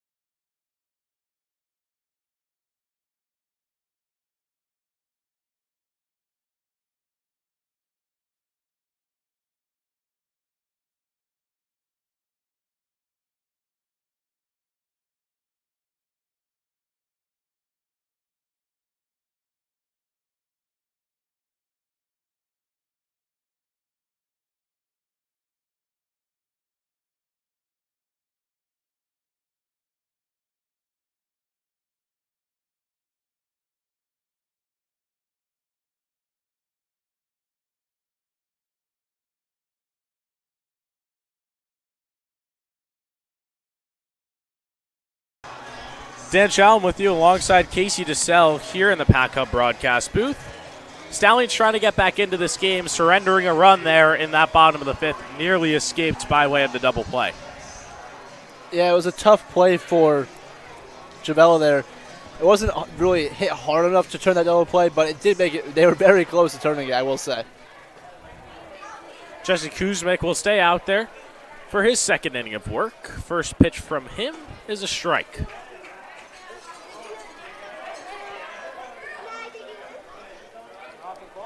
Tyler Bach looking to stay hot after that spectacular performance in Oneonta just earlier this week.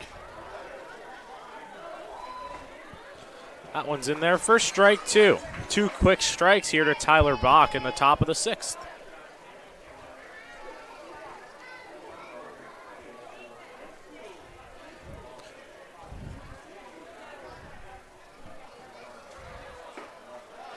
He goes down on 3 pitches for the first out of the inning. And it'll bring up Mario Travella, top of the order for the Stallions. Another very good at bat there from Tyler Bach. Not something you want to see over the rest of the Stallions lineup. So Travella comes up. He's 0 for 2 tonight. Came into this game batting .361. He's trying to spark plug this offense. Hits that one to left field. Going back on it is Williams. He'll catch it on the track. Yeah, Travella, unfortunately, just getting under that one. We know he has home run power because he hit a home run in the very first game of the season against Oneonta. Well, and he nearly got it because out there it's only 300 feet. Exactly. 2 quick outs here in the top half of the 6th for the Mohawks. It'll bring up Fritz Genther, the second baseman. And Fritz Genther, he got hit by a pitch in the first inning, and he flew out to center field in the 4th. 2 outs here in this top of the 6th. He takes that one for ball 1. Genther's been disciplined at the plate tonight. Hasn't swung at anything that he doesn't like and made hard contact with that fly out to center in his last at-bat. Yeah, Genther's been very disciplined, as you mentioned, but a lot of the Stallions really are good at being disciplined at the plate. You see them working a lot of counts like 3-2, 2-2, and they draw a lot of walks. Stallions have drawn 93 walks coming into this one, so pretty solid numbers. That led the PGCBL coming into this game. Here's the 2-0 upstairs, and it's a 3-0 count here to Fritz Genther.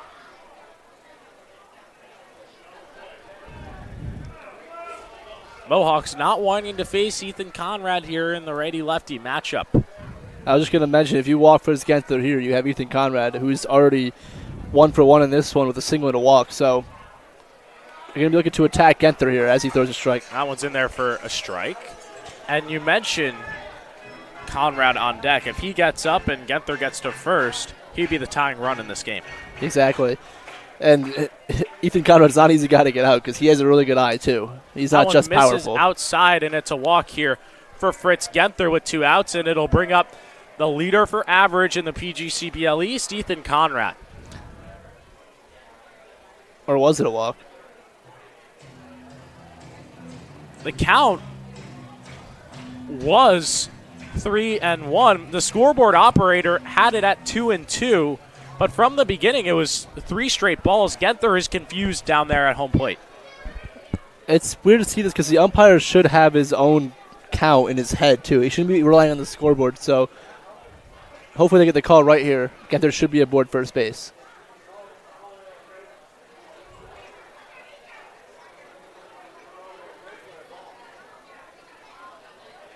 They're going to call it a walk. So Ethan Conrad will come up. He's the tying run of this ball game, and he leads the PGCBL in home runs with 4 and had one last night against this Mohawk squad. This would be the perfect time for Ethan Conrad to hand Kuzmith his first runs of the season. Conrad committed to Wake Forest. He batted .389 at Marist this past season. Takes that one for strike 1. He was our Pac Hub player of the game last night. 3 for 3, home run, 2 singles, and a walk. Really just a phenomenal night from him last night at the plate. Takes that one on the outside for ball 1. Conrad's approach at the plate, so disciplined. Does not swing at anything he doesn't like. Yeah, very patient at the plate. Only 4 strikeouts coming into this one, so it's very hard to get him out on strikes. It's that one to the left side. Williams, it's over the wall. Ethan Conrad pokes one out to left field over by that 280 side, and it's a 3-3 ball game here at Shuttleworth Park. And this park is very dangerous if Ethan Conrad's at the dish. A lot of power to the opposite side and a lot of power to the pull side, so nothing's really going to contain him here. His 5th of the year, 2nd night in a row. 2 home runs in 2 nights for Ethan Conrad. He takes full advantage of the short porch out there and left, and this place has gone quiet. Yeah, we got a tie ball game now, Dan, and as you mentioned, the life sucked out of the hometown fans. Conrad going Oppo Taco right there to make this game 3-3. Matt McIntyre comes to the plate. He's going to have a base knock here with 2 outs in the top of the 6th. And suddenly the Stallions look like they're gaining a little bit of confidence. 2 solid hit balls back to back, and that'll bring up Byram Hott. And Byram Hott, just like you saw Ethan Conrad do, he can poke a ball over to right field, and it would be out of here. It definitely has that opposite field power. And a little bit of a slump right now. Keith Griffin's going to want to talk this one over. He knows how dangerous Hott is. Batted .278 at Marist this past season. At .278 his last season, and his first season with Marist, he was All-American, so very dangerous hitter at the plate. Stallions keeping this one close, not going down without a fight. We've got a tie game here in the top of the 6th. Yeah, as we mentioned earlier, it feels like that first game they played against the Mohawks where it was back and forth a little bit, and then someone pulled through in the end.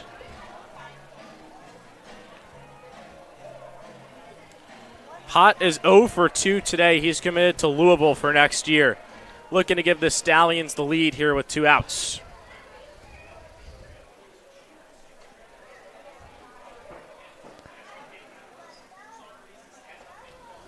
Takes that one inside for ball 1. Stallions getting right back in this game by way of Ethan Conrad.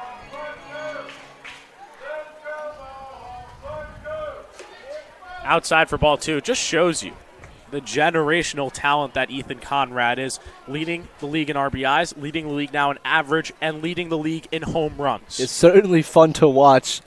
2 for 2 in this one, and as you mentioned, leading the league in all those categories. And I'm sure he'll be close to leading them by the end of the year, if not leading them.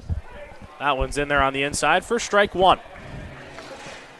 Yeah, Byram Hott's in a 2-1 count here. Try not to stay over-eager here. I know he's been a little bit of a slide, but the team just needs him to get on base right now any way he possibly can. 2-1 smoke to the left side. A beautiful play by DiGiorno. Throws to first, and it's missed. Moving over to third will be McIntyre, and DiGiorno almost had a beautiful snag over there at third, but all for naught. Yeah, you hear the oohs and the ahs from the crowd in the background. An amazing snag by DiGiorno at third base, but the throw is just too short for Ladahawk to handle there at first base. So they will call it an E3, and now there's runners at first and third with another guy who homered last night in Justin Ford. And Justin Ford hit a bomb last night. But as I mentioned, Byram Hott, all he had to do was get on base. And now he's like, okay, I can get on base. So next time he gets to the base, he has more confidence to try and hit the ball. Ford tonight is 1 for 2. First pitch to him is a ball. Stallions putting on the pressure here in the top of the 6th, tying up this game, and now a chance to take the lead for the second time. That one's roped over to left field. It will get down. Saugerties has taken the lead off of an RBI single by Justin Ford. It's 4-3. Justin Ford staying high. 2 singles tonight and that home run last night. He's seen the ball well as of late. So coming into this inning down 3-1, the Stallions are now up 4-3. A little 2-out rally, if you will. You can never count the Stallions out of a game or an inning. They have such a deep lineup, and it's showing here in this inning. And it'll bring Josh Blackmore to the plate, who has a solo shot in this game.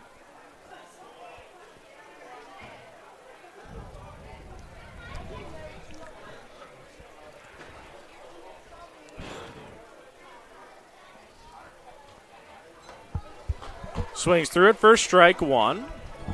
Blackmore, another Weber product, coming from Florida with head coach Colin Martin. Blackmore was a little ahead of that fastball in the first pitch. See if he can adjust here. Fouls that one off to the right side. The count will be 1-2. A little ahead in the first one, a little behind in the second pitch. Let's see if he can tee this next one up. Stallions leading 4-3, a 3-run top of the 6th here at Shuttleworth Park. They lead by 1 for the second time in this game, looking to add a little bit of insurance. Here's the 1-2. That one's hit over to the left side. DiGiorno throws to first, and it's another error by DiGiorno. The bases are loaded here for the Stallions with 2 outs. We saw this a little bit from the Mohawks last night. When you just put pressure on them, they tend to make a couple errors. We saw a couple from shortstop last night, and now we're seeing 2 from the third baseman here at Shuttleworth Park. It'll be bases loaded for a powerful designated hitter in Anthony Marcano.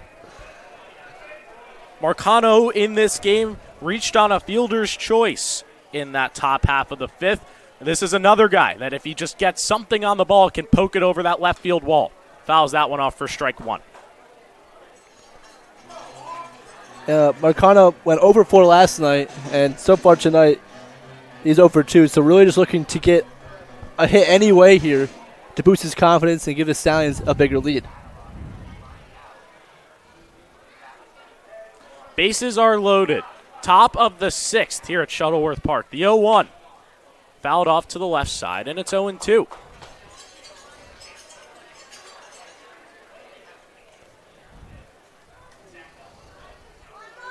Mohawks had the bases loaded last night in the 6th. They couldn't do anything with it, stranded all their runners when the game was 4-0 Saugerties. Stallions trying to write a different story. Here's the 0-2. Takes it on the outside for ball 1. And some boos up from the crowd. You're going to get boos from the hometown crowd when they don't like a call, but that's a very good take there from Marcano. I thought it was outside, and he gets the right call. 1-2 count, 2 outs, bases juiced here in the top of the 6th for the Stallions. They're leading by 1. Kuznick's pitch, fouled back. Marcano stays in it, and we'll do it again at 1-2. Yeah, Marcano just battling right now, trying not to let the moment overcome him, just trying to stay within himself. You see that foul straight back? He was on that pitch, just got a little bit late on it. So he's just got to do the same thing, a little bit more on the ball, not under the ball. 1-2 count, 2 outs, bases loaded. Stallions leading by 1 here at Shuttleworth Park. The pitch to Marcano. Hits that one to left center field. Williams should be able to play it. He's got it for out number 3. But the damage has been done. The Stallions take a 4-3 lead off a 2-run home run from Ethan Conrad and also an E3 over there at first by Cade Ladahoff. Yeah, a couple of E3, or an E3 and an E5, right? Yeah. Yes. And then they allowed the bases loaded and an extra run, so, I mean, we'll take it. So something the Mohawks aren't used to. They're down by 1 as we head to the bottom of the 6th. Stay right with us.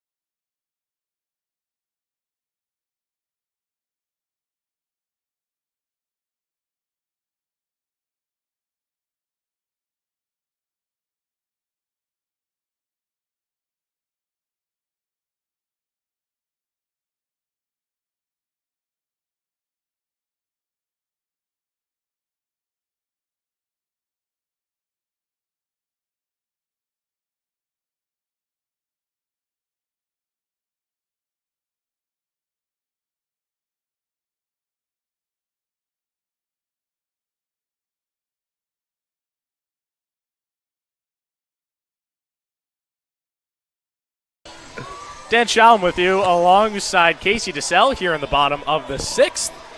And Casey, what a game we got on our hands. It's 4-3. Yeah, an absolute home run derby we have going on here tonight. 4 home runs already in this one, 2 from each side. So, entertaining ball game to say the least. Mohawks will look to tie it up here in the bottom of the 6th. They put up a run in that bottom half of the 5th. Vince Fusco out there for his 3rd inning of work. Stallions leading it by 1. He'll have to go against Jimmy Dion. Dion came into this game batting .450, the hottest hitter in the Mohawks lineup. First pitch to him is fouled off for strike one. Yeah, Fusco, such a competitor out there on the mound. But I was talking with Marcio Negli, another pitcher on the Stallions, and he says Fusco is one of his favorite guys on the team, someone that always makes him laugh.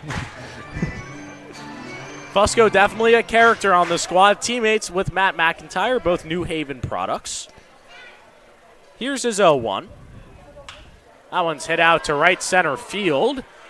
Bach is on his horse, and he's got it for out number one. That's why the speed of both Bach and Conrad is so important in that outfield. They can cover a lot of ground out there. Back-to-back lineouts out to center field for the Mohawks. It'll bring up Pete Daniel, the shortstop. Daniel got removed from last night's game after being 2 for 2. He committed an error in the field. Keith Griffin didn't like it and pulled him. I wonder if we see that same treatment from DiGiorno tonight. Yeah, we saw DiGiorno as a defensive substitution coming in for Wilson, but committed an error. So we'll see how Keith Griffin plays that. Him and Ladahoff too, right? Here's the 0-1. That one just misses off the outside. It's 1-1. 1-1 count. Stallions holding on to a one-run lead here in the bottom of the sixth at Shuttleworth Park. Off-speed is in there for strike two. 6 hits for both squads. 2 errors for the Mohawks. Stallions taking full advantage of those. Reaching base as we see a little Nestor Cortez action right there from Vince Fusco. Yeah, he had a long pause there at the top of his windup. Really just trying to throw off the timing of Daniel at the dish.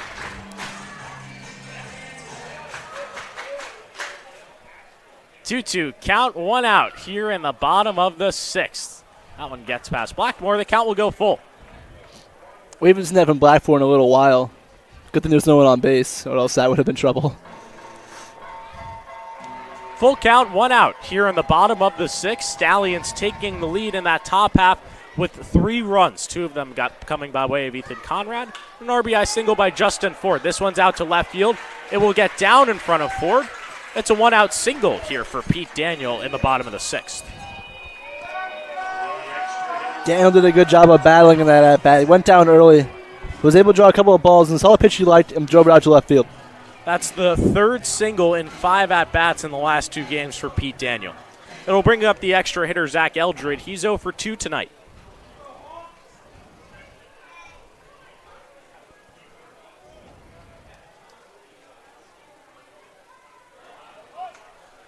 Bunt goes foul for strike 1. Casey, what's the mindset? What's the game plan here for the Stallions as you're getting towards the end of this game with a 1-run lead? Well, if I'm the pitcher right now, all I'm trying to do is just pitch strikes and get outs, and that's what Fusco has done a good job of so far. And if any other pitchers do come into this game, that's what their mentality should be. 0-1 misses, down low for ball 1. 1-1 count, 1 out. Daniel is over at first. Eldred at the dish. Also, in the field, just stay relaxed. Don't let the moment overcome you. It's a 4-3 ball game. Just make the play when the ball's hit to you, and you'll have a fine night. That one's hit out to left field. Ford's chasing it. It's going to get down off the wall. He throws it into third. Play over there is not in time. It's a double here for Zach Eldred. Pete Daniel advances over to third. Second and third, 1 out here in the bottom of the sixth. Mohawks immediately trying to tie up this game. Oh, well, now Fusco has to buckle down and maybe get a strikeout or a pop-out because any fly ball in the outfield will be the tying run coming across. 1 out here in the bottom of the sixth. It'll be Luke Zepik. Still looking for his first hit of the campaign after coming up from West Virginia a couple days ago. He's had 8 at-bats so far. First pitch to him is a strike, swinging with the off-speed.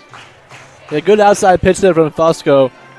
Was able to get Zepik early on that one, and just not a good swing.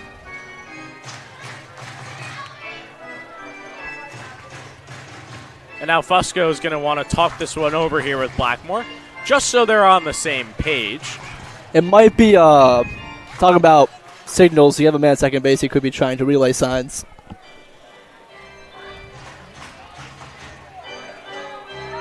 Megan, first base dugout. Megan, first base dugout, please. Stallions bring the infield in here with one out, trying to prevent that tying run from scoring. A 1 count. Here's the pitch. Just misses down low for ball 1.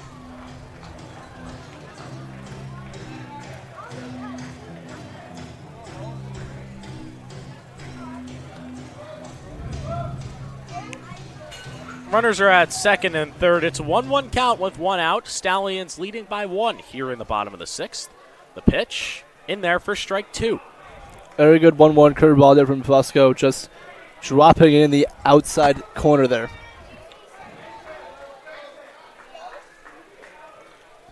One-two count, one out. Here is Zach Eldred. Mohawks trying to tie up this game and take the lead. Here's the pitch. Strike 3 got him swinging. A big out, number 2 for Vince Fusco. A very good 1-2 pitch there. Got him to chase on the outside, saw stuff. And now it sets up the Mohawks. They have to get a hit if they want to run. It'll be Evan Hager. Hager with a home run in this game. Hit one out to right field in the bottom of the 2nd. Popping out over to first base in his last trip, that being in the bottom of the 4th. And Hager probably a little bit overexcited in his last at-bat, trying to hit another home run. That's why he got under it and popped it up. That one gets away from Blackmore. It will plate the tying run. Mohawks have tied it up.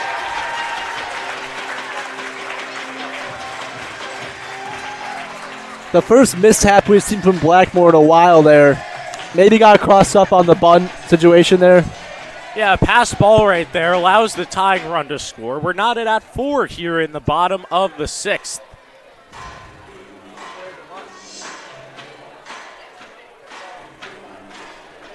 Eldred still stands at third. There's 2 outs in this inning.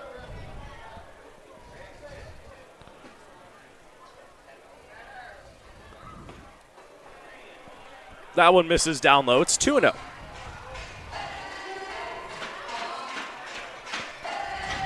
Fusco's got to try and settle down right now. He doesn't want to allow a walk right here. Misses with the off speed on the outside. It's 3-0. Any chance we see a green light right here? There might be a solid chance to see a green light right here. Wilson, or is it, sorry, excuse me, Hager already has a home run tonight, so has another chance to hit one right here. Misses down low with it. It's a 4-pitch walk here to Evan Hager. Runners are at first and third with 1 out, or excuse me, 2. It says 1 on the scoreboard. Got me crossed up right there. 1 and third. It'll be Evan Hager at first. Eldred over at third. Drake DiGiorno at the dish. Came in as a defensive substitution in that top of the 6th. Yeah, he came in with that substitution, but he made an error as well in the same inning. First pitch from Fusco misses. It's 1-0. That's 5 straight balls from Fusco. He's got to try and settle down right now. This game as back and forth as possible. We knew it was going to be this way coming in. Here's the 1-0. That one's hit over to the left side. Hot Fields throws to first in time for out number 3. Very good play there from Hot. Once again, limit the damage here in the 6th. Yeah, just staying calm and making a good throw over to first base, getting the runner out. We're tied up at 4 as we head to the final 3 innings of this game. Stay right with us here on the Saugerties YouTube channel.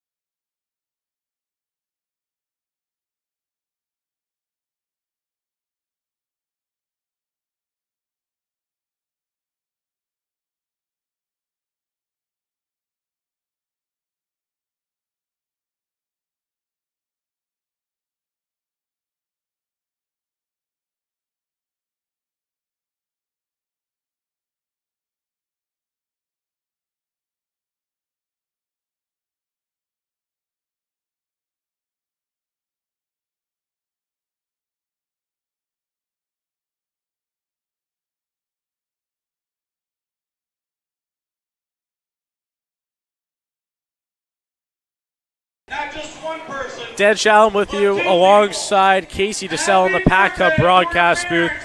Casey, a Dallas Hot Wieners called to the bullpen here for the Mohawks, and they're going to turn to one of their SEC arms. This is Connor Keplinger.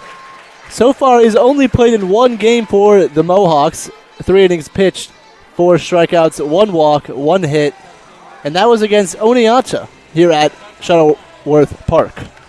That being in the 8-1 win against Oneonta, not the 10-4 loss. We'll see how he fares. He'll have to face up against, 10-9-1 here for the Stallions?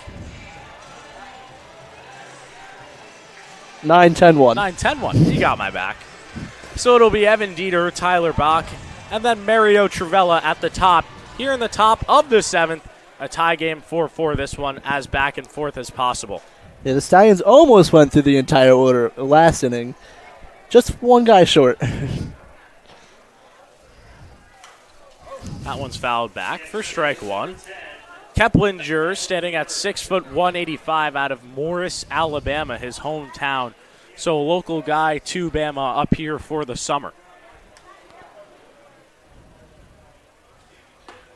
0-1 is in there for strike 2.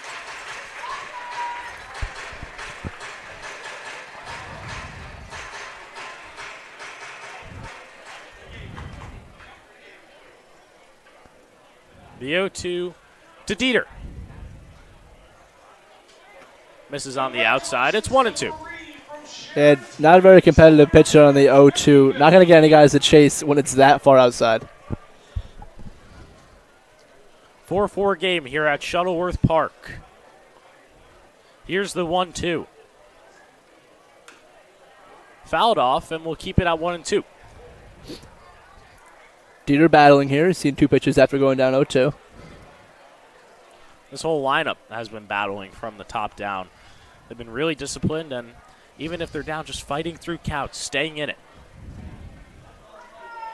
The 1-2. Fouled off once again. The count will stay at 1-2. As we talked about earlier, the Stallions do take really good at-bats, and that's what makes it so hard for opposing pitchers to get them out, and that's why Stallions can string together so many successful innings. 1-2 count. Top of the 7th. A tie 4-4 ball game.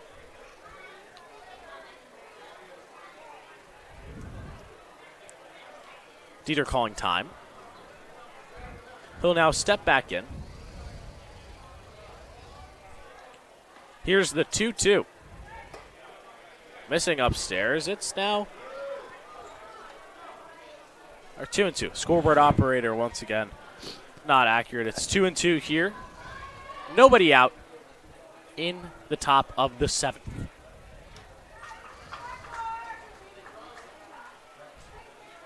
The pitch to Dieter.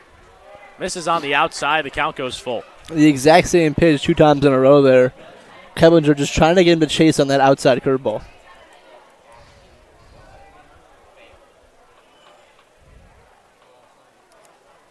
The payoff pitch. Fouls it off once again. Dieter doing a really good job staying in this count. Yeah, he's fouled off 3 balls here. He's seen 3 balls, so really just trying to get on base any way possible.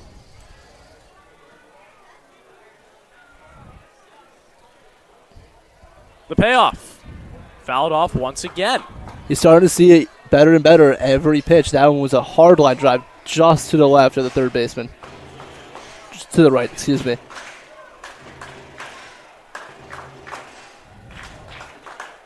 Full count, nobody out here in the top of the 7th. Evan Dieter at the plate. Here's the pitch. Strike 3 gets him looking with the off speed. The Keplinger finally getting that call. The outside curveball bends back towards the middle half of the plate. It catches Evan Dieter looking. That'll bring Tyler Bach up now with 1 out. Bach 0 for 2 tonight. Yeah, he flew out to left field in the bottom or the top of the 3rd inning, excuse me, and he struck out in the top of the 6th. Takes that one for ball 1.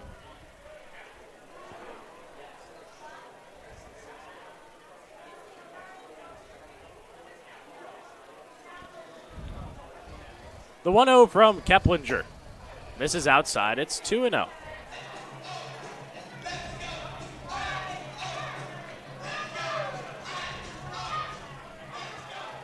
Keplinger this past season at Auburn just pitched 2/3 of an inning, so really no time.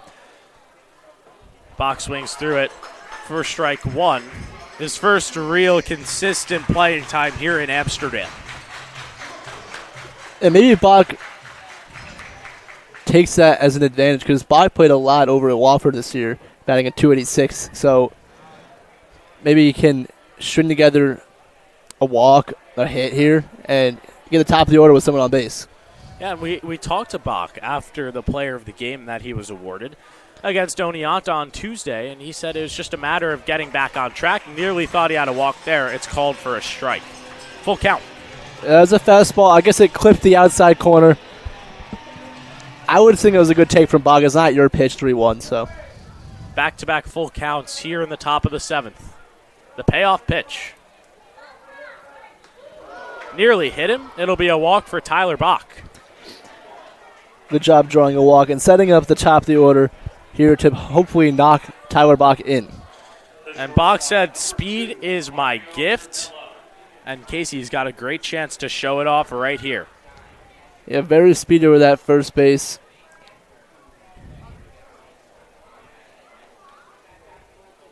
It'll be Mario Trivella now up to bat. Trivella is 0 for 3 tonight. Swings through it for strike one.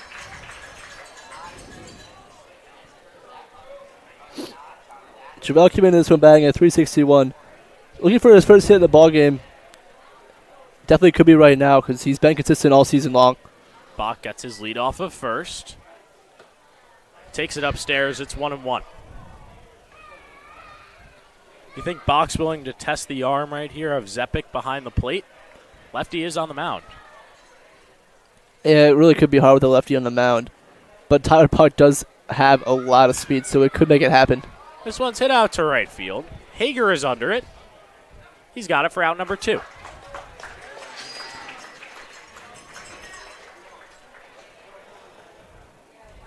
It'll bring up Matt McIntyre. He walked and then was brought home by Ethan Conrad. Fritz Genther. I'm so used to Matt McIntyre being in the 2-hole these last few days. Didn't even realize Genther was coming up. That is 100% on me. Genther in this game is 0 for 1. He does have 2 walks on the day, though.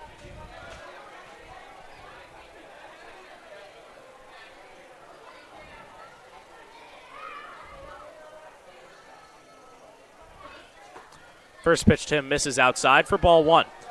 They get their guy very tough to strike out, very disciplined at the plate, won't chase much outside the zone. And he likes to put the ball in play as well. Lefty-righty matchup right here. Yeah, definitely has the advantage. He came in this one batting at 353, so. Bach steals second. That one's hit over to short. It will get through. The hit and run works. It'll bring up Ethan Conrad once again. He was in a very similar spot here in the top of the 6th. Yeah, as you mentioned, the hit and run works to perfection right there. Tyler Bach's speed and Fritz Genther's bat doing what they do best. The guy you do not want up at this time, Ethan Conrad. And they're going to want to talk this one over maybe or just go for it. It's lefty on lefty right here. It might be lefty on lefty, but I would still want to talk this one over if I'm any pitcher on the mound.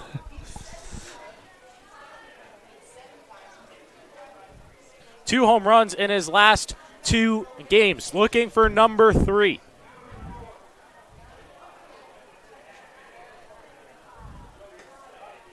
Takes that one upstairs for ball 1. As expected, the first pitch to Conrad is outside. And we're probably going to see a lot of outside pitches. Some of the fans here were just saying intentionally walk this guy. We didn't even want to face him. Yeah, I wouldn't want to. He could really blow this game open with a 3-run lead if he gets in a hold of one again.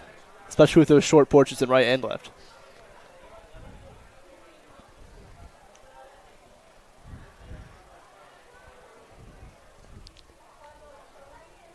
The 1-0 to Conrad.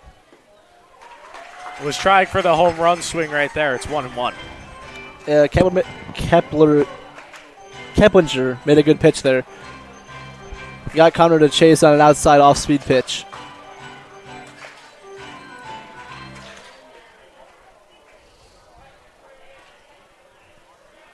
1-1 count, runners at first and second here for the Stallions in the top of the 7th. Conrad holds up for ball 2. After that 1-0 swing from Conrad, gets back to himself, stays disciplined on that 2-1 pitch, holding back, and getting himself into a good hitter's count. He can change the entire complexion of this game with one swing. Even a ball to the outfield should give the Stallions a 1-run lead. A 2-1 count here to Ethan Conrad.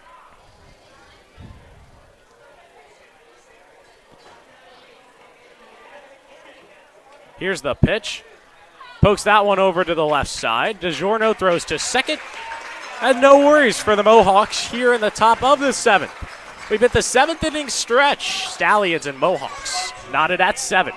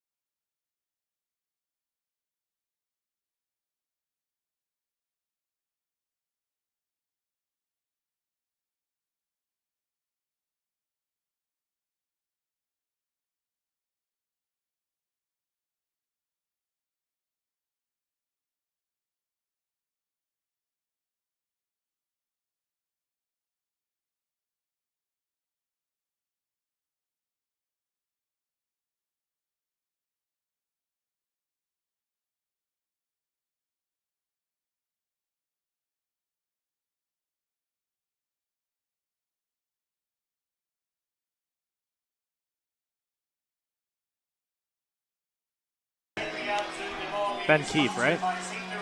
13.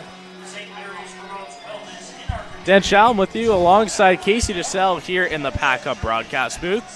Stallions going with the Dallas Hot Wieners call to the bullpen. Casey. Second time I've done that. I'm thinking of AJ right now because he's our producer. He's not with us tonight. So me and you multitasking here in the booth. Tell us about Ben Keefe. Ben Keefe. He's appeared for the Stallions this year 4 times. He started one of those appearances. 7 1/3 innings pitched, 8 strikeouts, 3 walks, 4 hits, and he's yet to give a run here in this 2024 PGCBL season. One of 5 pitchers on the Stallions staff to not let up an earned run just yet, and he's going to be in the most crucial moments of this game. Yeah, in the last third of this game, the Stallions really need some good pitching and some good hitting to come through and win this ball game. It'll be Rob Rispoli to start things off in the bottom of the 7th for the Mohawks. Rispoli so far today, he's 0 for 1 with a walk coming in his last at-bat, that being in the bottom of the 5th.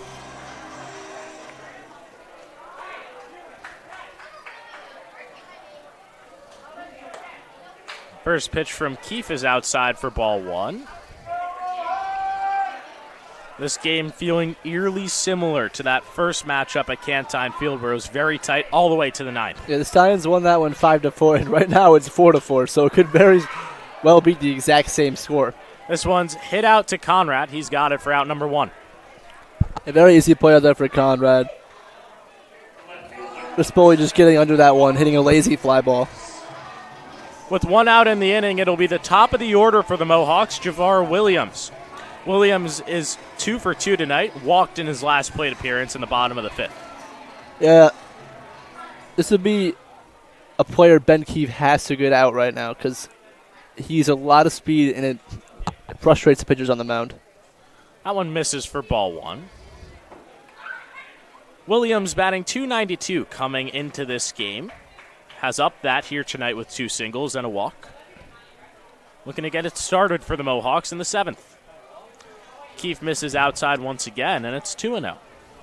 Not a good count to have against Jawar Williams here in the bottom of the 7th.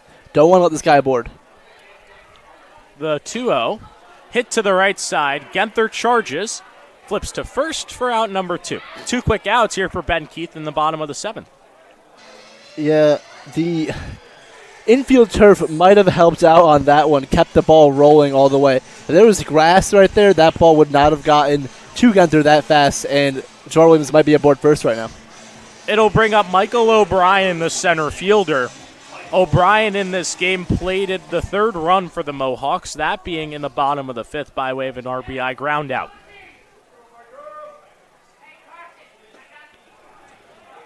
First pitch from Keefe is in there for strike 1. You can just feel it, Casey. This one's going to come down to the wire tonight. Yeah, definitely. With a packed crowd, it's going to be a really excited atmosphere and a fun ball game to call towards the end of this one. It's a 1-1 count here to O'Brien. 2 outs in the bottom of the 7th. Fouls that one off, and it's 1-2. Keefe doing a really good job of getting ahead of these hitters, producing weak contact. Let's see if he can finish off O'Brien to retire the Mohawks in order. 1-2 count, 2 outs in the bottom of the 7th. Here's the pitch.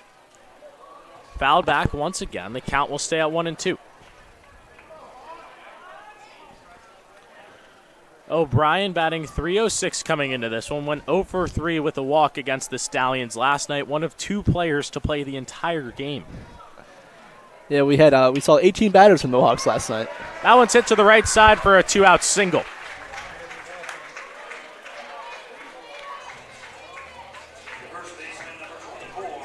So it'll bring up the dangerous Cade Ladahoff here in a tie ball game. Ladahoff, similar to Conrad, they both have a single. They both have a home run in this game.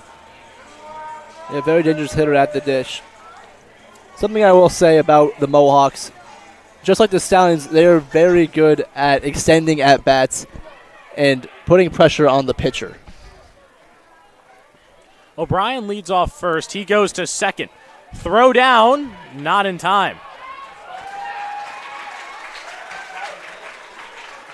O'Brien got a really good jump over there at first base. Blackmore had a pretty good throw, just the jump was too strong for him to do anything about it. It's the first stolen base of the night for Michael O'Brien. 7th on the year. Runner in scoring position here for the Mohawks with 2 outs. Here's the pitch. Poke to the right side. Genther's going to have to get there. He makes a great play. Throws to first. Not in time. Runner's coming home. Play at the plate. Not in time. It's an overthrow. Yeah, it seemed like nobody was talking to McIntyre on that one. Because if he just realized that O'Brien was sprinting for home, he would have had him out by a mile. Yeah, McIntyre didn't realize that he was over there until O'Brien was nearly at home plate. It's an infield single for Cade Ladahoff. Mohawks lead this game by 1. We're going to see a pinch hitter here.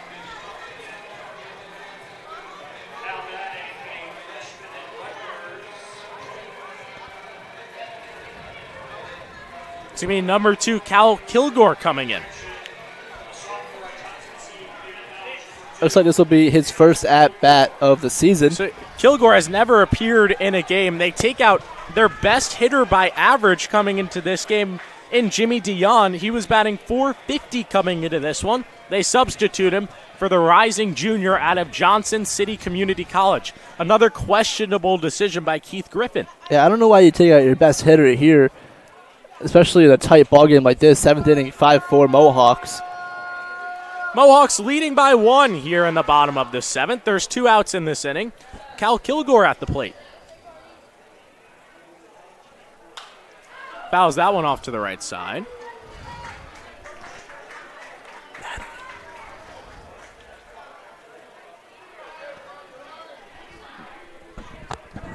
Must be a number thing.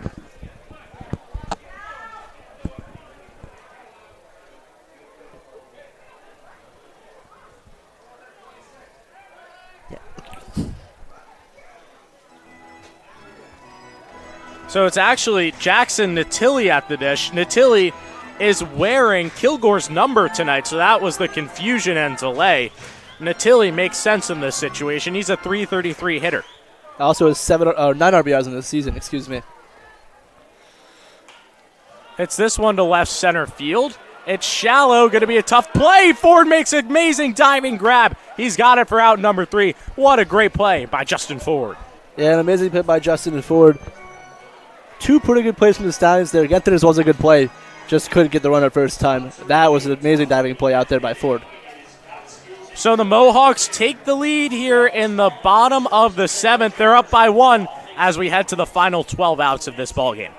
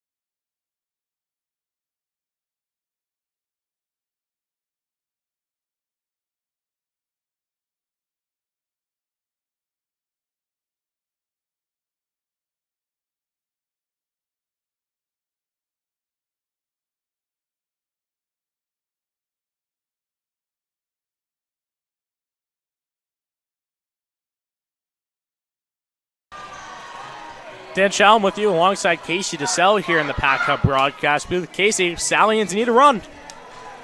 They absolutely do need a run, and Matt McIntyre will be starting us off this inning. Just the guy, I think, to get us started here. Stallions down 5-4 to Amsterdam for the first time this season. Of course, we saw a 5-4 result back at Cantine in which the Stallions came out as winners over the Mohawks. But different venue, different story here tonight. Yeah, if history repeats itself, I wouldn't mind going into the 9th inning down 1 run to the Mohawks. Someone sub Ryan Resio in. Resio, of course, being the hero in that 5-4 walk-off victory against Amsterdam. First pitch to McIntyre is popped up.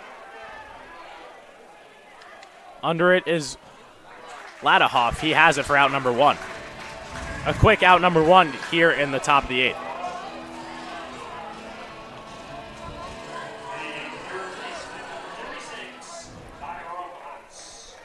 It'll bring up Byram Hodden, another guy you want up in this situation, Casey. Yeah, although he has been a little cold as of late, definitely a guy that can get a big hit for us here. 1 out, Stallions down by 1. Here's the first pitch. That one's in there for strike 1. Just 5 outs left to go if the Stallions want to knot this one up at 5 or take the lead. Hott hits this one over to short. Daniel Fields throws over. 2 quick outs here in the top of the 8th. Byram Hott just got on top of a fastball there and chopped it over there to Daniel at short. It'll bring up Justin Ford. He's 2 for 3 today.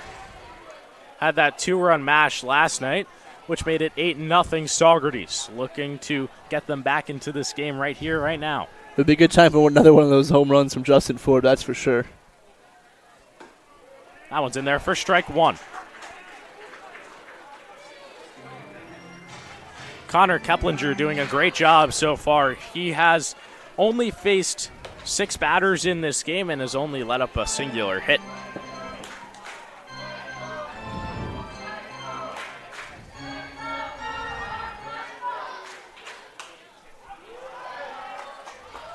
A quick 0-2 count here on Justin Ford.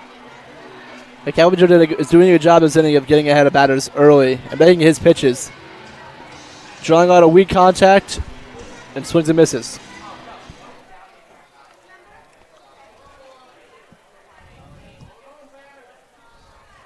Here's the 0-2. Outside, it's 1-2. If they don't get it here, Casey, they'll have Josh Blackmore, Anthony Marcano, and Evan Dieter up in the 9th. Guys that can still drive the ball, so not to worry. Yeah, this lineup, 1 through 10, can all drive the ball, so I'm not worried for whoever comes up in the 9th inning. The 1-2 misses outside. It's now 2-2.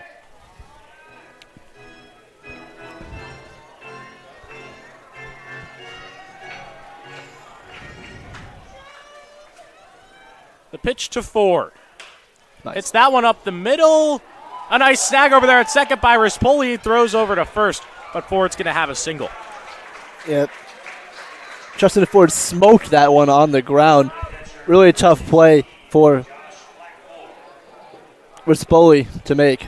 It'll bring up Josh Blackmore. He has a home run in this ballgame, reached on an E5 last time.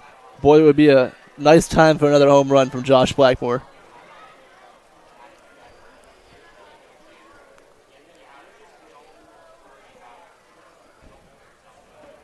First pitch to him misses inside. Starting off Blackmore with an off-speed pitch there, trying to set up a fastball later in the count. Here's the 1-0. Hit to the left side. DiGiorno Fields throws across the diamond for out number 3. It'll have to be the last 3 outs in the top of the 9th, Casey, if the Stallions want to tie up this game. Yeah, in the last inning, it will be Marcano, Dieter, and back to try and tie or take the lead. Now, I know this might sound crazy, but you might see a pinch hitter here for one of those 2 bottom guys in the top of the 9th. Amsterdam Absolutely. leads by 1 as we head to the bottom of the 8th.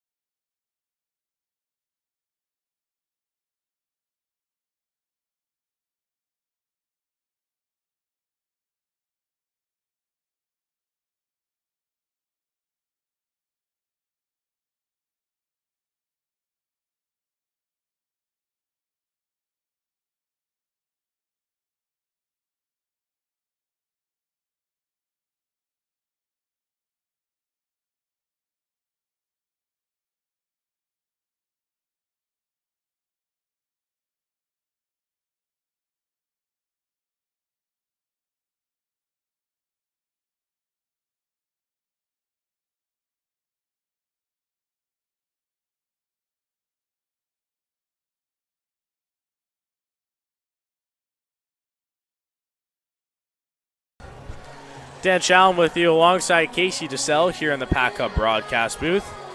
Casey, final now 9 outs of this ball game. It will once again be Ben Keefe out there. Retired batters 1, 2, 3. Ran into a little bit of trouble, but no worries. And now we're headed to the 8th, and he's got to pitch a clean 8th here to keep the Stallions in this ball game. And he let up a run in that last half inning against the Mohawks. 2 singles, one of them came on to score.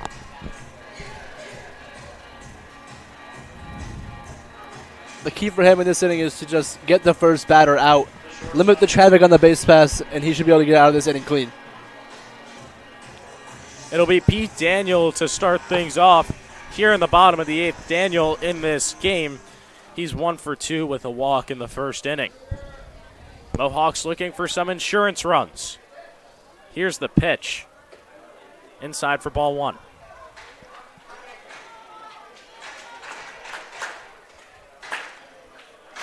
Still a packed house here at Shuttleworth Park as we reach the end of this one.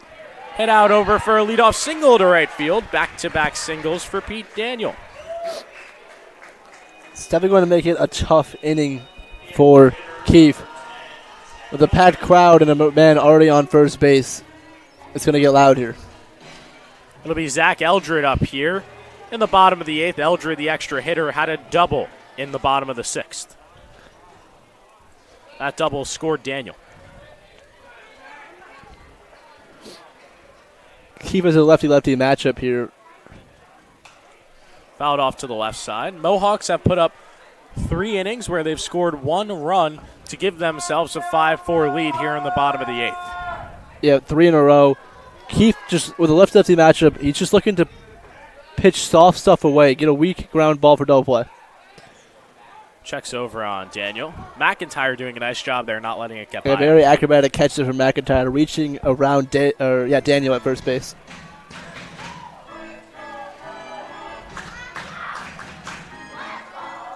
Daniel batting .391 coming into this game. Bunt is laid down. They'll say it's a foul ball. 0-2 count. Daniel, rising freshman out of Belmont University down there in Tennessee. Up here playing some summer ball, and he's tearing it up so far. Yeah, that's an understatement. 391, he's definitely tearing it up. Keefe comes set. Here's the 0-2. This one now grounded in front of Blackmore. Keefe will field, he'll throw to first. It's not in time.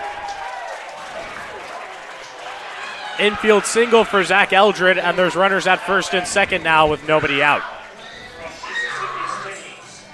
Not a very good situation to be in if you're Ben Keefe. Trying to limit the traffic on the base pass, trying to get the Stallions back up with some energy.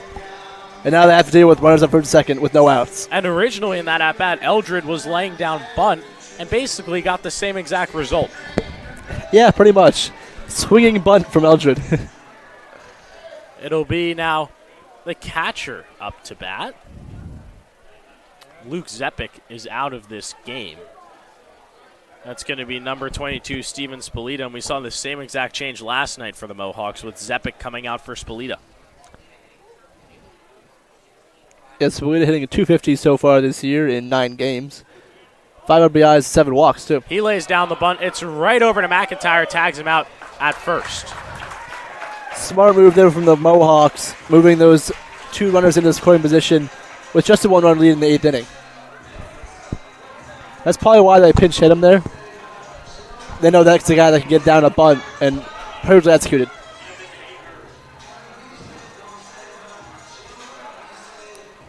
It'll bring up Evan Hager. He also has a home run in this ball game. Walked in his last plate appearance in the bottom of the 6th. Runners at second and third for the Mohawks here with only 1 out in the bottom of the 8th. Trying to get some insurance runs. Fans getting loud here. Keefe gets a first pitch strike. Good first pitch there to Hagar.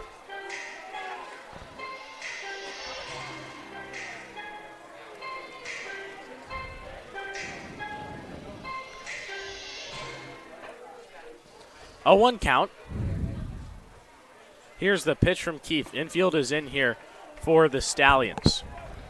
We have seen a run come across as well on a passed ball by Josh Blackmore. Something to be wary of. The Blackmore's going to do a really good job here of blocking everything. Does not want another one to come across and make it tougher for the Stallions offense to tie it up in the top of the 9th. A 5-4 ball game. Here's the pitch. That one just misses down low for ball 2.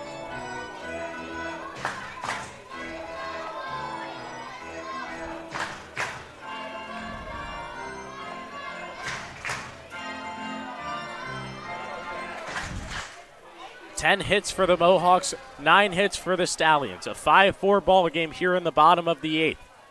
Here's the pitch. That one's upstairs. It's 3-1. And Ben Keefe trying to get the outside corner.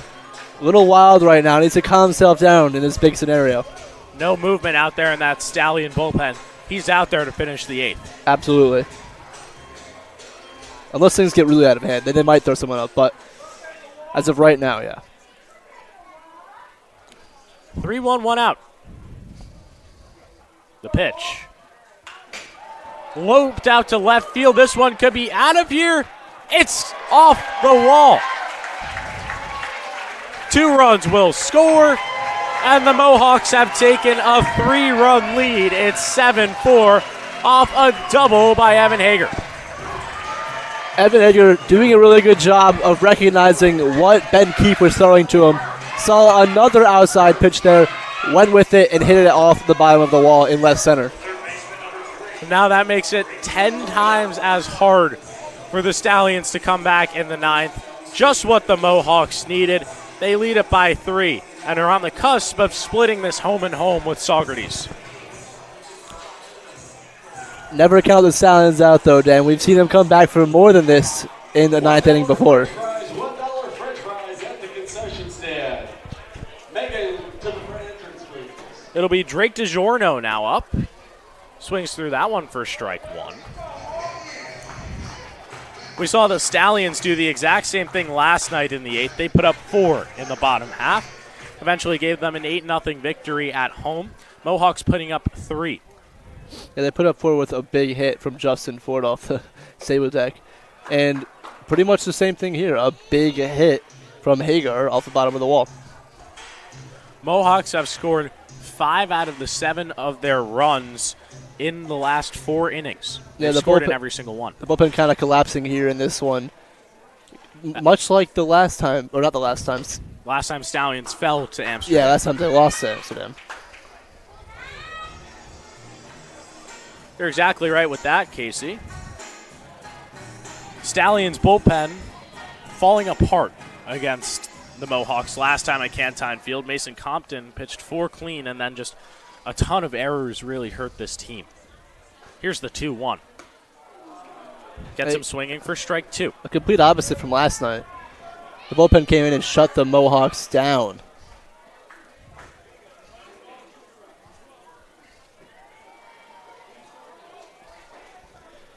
Still 1 out. 2-2 count. Hager is over at second.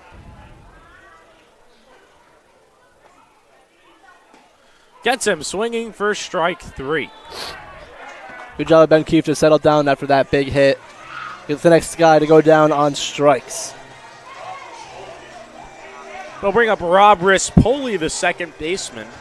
Rispoli flew out over to right field in the 7th.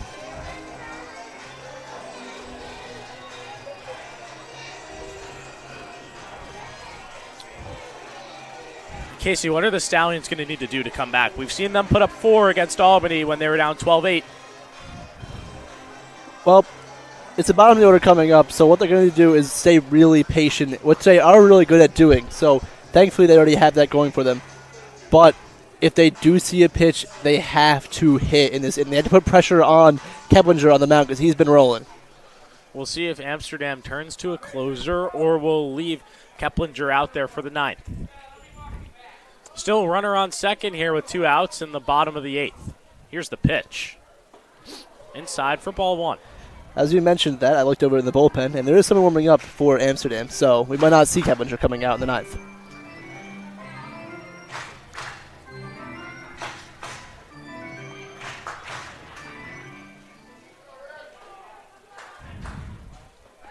Here's the 1-0 in there for strike 1.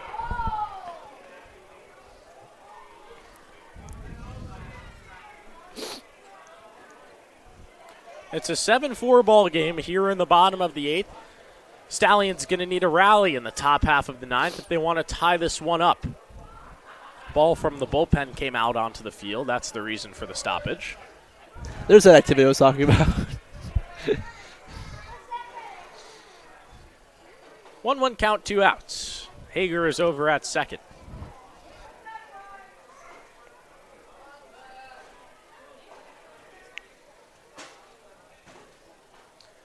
Here's the 1-1. Just misses at the top of the zone for ball 2. Very good pitch there for Ben Keefe. I personally thought that was in there for a strike. I guess it was just a little high.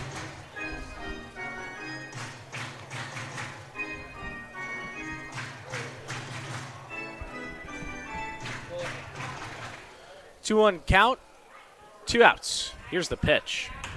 That one's looped into center field. It'll get down. Bach plays it on a hop. He throws it in. There's going to be no throw. The Mohawks take a 4-run lead here in the bottom of the 8th. Yeah, Rob Rispoli doing a good job there. Solid pitch he like and absolutely drilled it to center field.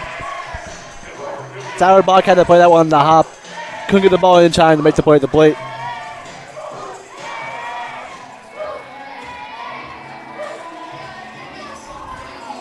Josh Blackmore is just going to want to talk this one over here with Keefe. We've seen now 2 days, each team putting up 8 runs on the other at their home ballpark. Yeah, the Mohawks have done a really good job here in this 8th inning of putting a lot of pressure on Keefe. The hometown crowd's into it. The lineup is locked in right now. Blackmore's going out there to try and calm him down. Try and get him out of this inning and get the bats up, hopefully to tie this ball game. Assuming that the Stallions don't come back in that 9th, the 5-game winning streak will be snapped. They'll be tied at the top of the standings with Amsterdam as the Mohawks came in a game behind Saugerties. And then Stallions will have off on Friday and Saturday before resuming action Sunday night at Cantine Field against Glens Falls. It feels like we're going to be... That one's rocked out to right field. On the track, a nice play out there by Conrad for out number 3. Yeah, Ethan Conrad's speed coming into play there. Getting a good jump and blazing over to that ball and catching it. So the Stallions have a tall order in the top of the 9th. They have to come back from 4 for the second time this season. Stay right with us for the finish.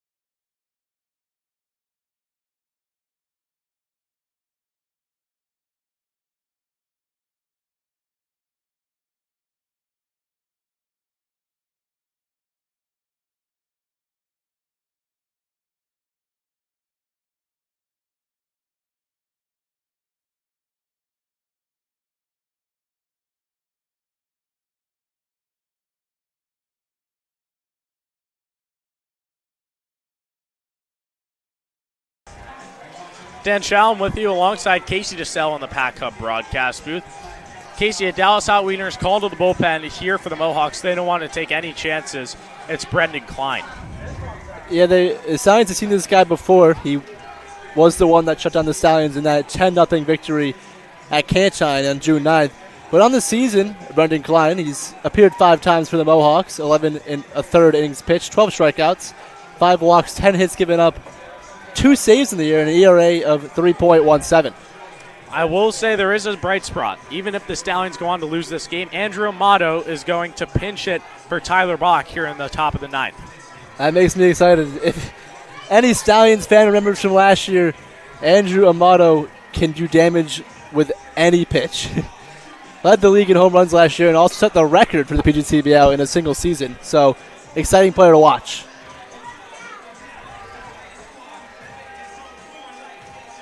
Probably the best Stallion that's ever donned the uniform, Casey.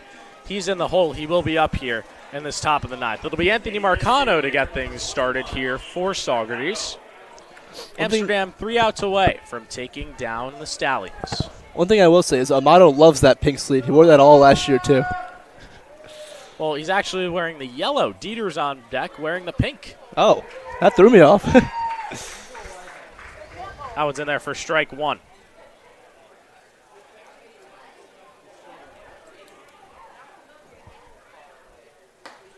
That one misses outside for ball 1.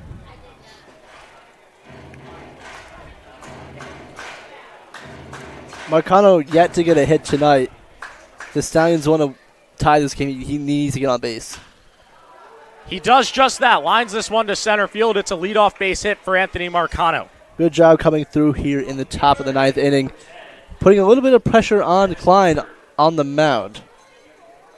Let's see if Dieter can keep the ball rolling here. Klein did pitch against the Stallions. That was in the bottom half of the 9th at Cantine Field in the 10-0 loss. Yeah, that night, he only gave up 1 walk, and he struck out 3 people. So it'll be Evan Dieter here. Stallions down by 4. Marcano is at first. In there for strike 1. Klein is a very different delivery, I will say.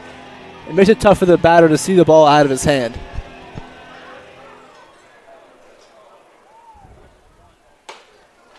That one's in there for a strike, too, a high strike. Yeah, definitely a high strike. And he's really zipping it in there tonight. It's coming in pretty hot. 0-2 count here in the top of the ninth. Marcano is at first. Dieter is at the plate. Here's the pitch. Outside for ball one.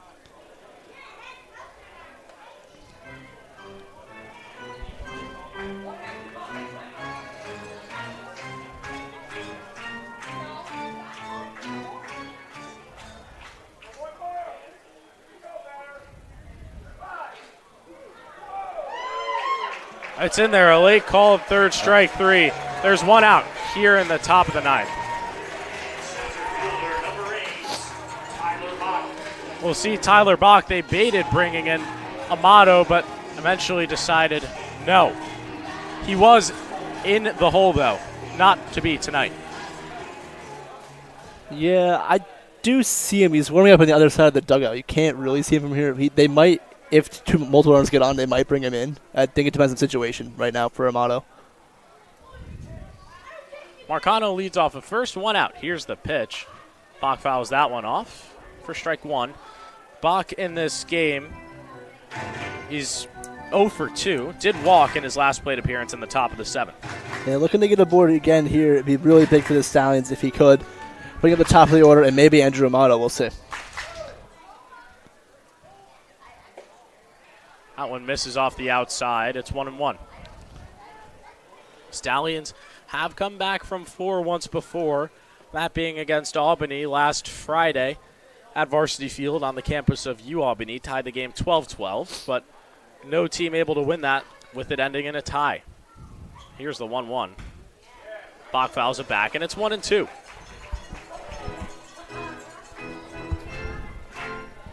One, two, one out here in the top of the ninth. Mohawks 2 outs away from closing out this game and salvaging the second leg of this home-and-home versus the Stallions. Bach's really got to stay disciplined here. Do not chase anything outside the zone. Misses upstairs. It's 2-2.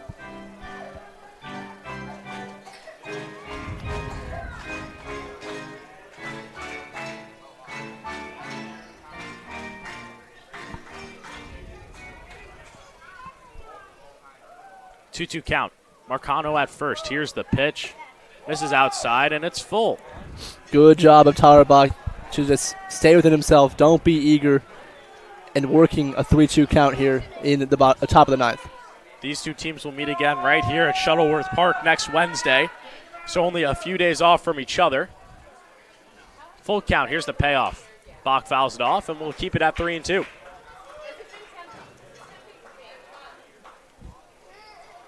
Three-two count, one out here in the top of the ninth. Stallions with 10 hits, Mohawks with 13. Amsterdam just 2 outs away from closing out this game. It's been a very solid game from both sides at the plate. Very entertaining game to watch. Bach stays alive, and it'll be 3-2 once again. The ball hit the umpire coming off the backstop, and we hope he's okay. Yeah, very scary thing to see. That's always a scary sight to see, and that hit him on the part of his head too, where the mask isn't protected. Yeah, very scary to see. Definitely can cause a concussion. These guys are hitting the ball pretty hard, and off the backstop, it's still going to ricochet Yeah, pretty that hard. one didn't hit Spalita back there. It went right off the backstop and then hit him in the back of the head. He seems to be okay, thank goodness, here in the top of the ninth. Thank God he's okay. That could have been really scary. It could have been a concussion. I mean, it might still be. We don't know, but he seems to be okay. Still a full count here to Tyler Bach. We do see now Andrew Amato in full uniform over there on the left side. He's wearing the yellow armband. So if they get going here, we could see a pinch hitter. I believe if Bach gets aboard, they might pinch hit him for Chavella, who's over 4 tonight. Still a full count here with 1 out in the top of the ninth. Bach has fouled off 2 straight pitches to stay in this count. And the last one looked like it could have been a ball, but at least he fouled it off. So he gets see another pitch right here. Stallions down by 4, trying to get something going here in the 9th. That one misses down low. It's a walk to Tyler Bach. Now there's runners at first and second with 1 out in the top of the 9th. Be Mario Travella up to the bat now. Not sure what Amato's doing out there. He's just, every batter is in the lap is walking up, and he's still standing there swinging the bat. And now a mound visit here for the Mohawks. They want to talk this one over and take no chances. I mean, Casey, the approach here for Travella, just keep it simple. Get on base. That's all he needs to do is get on base. Doesn't matter how he does it, just has to do it. He's 0 for 4 tonight. Came in batting at .361. If Travella gets on base, Genther gets up, and Genther tonight is 1 for 2 with 2 walks and a double. So having a solid night at the plate. And then the guy who looms large in the hole is Ethan Conrad. Definitely the guy you want to have up down 4 in the bottom of the, or top of the 9th, excuse me. We'll see if they can get there. They got to take it one batter Yeah, at we a do have to time, take it one and batter we'll at a time. start with Mario Travella.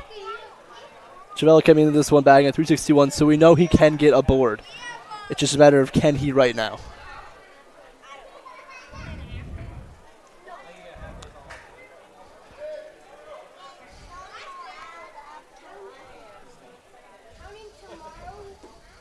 First pitch misses for ball 1. Yeah, you try to start off with a curveball there inside, just missed. A little bit low, too.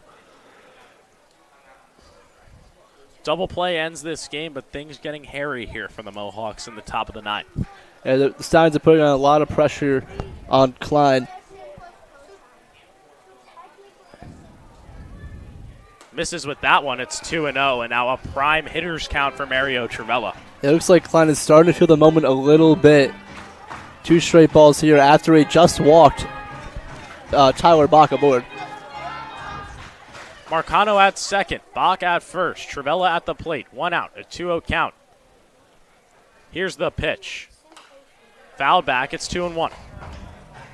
It's a good swing there from Travella. You saw a fastball, he liked it. Just a bit behind it, fouling it back over our heads.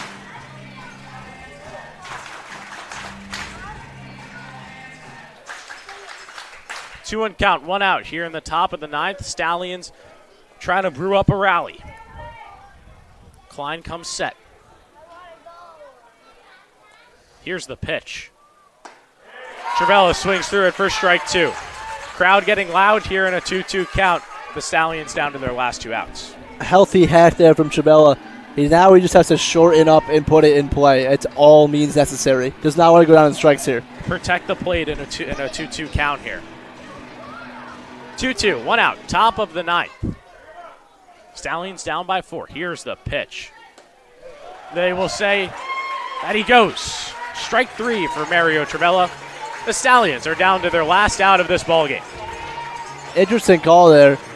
I'm not sure if it was just called strike or if he's saying he went, because it didn't look like he went.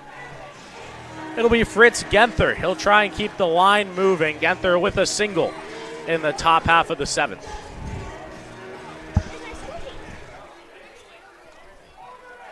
Stallions down to their last out of this ballgame.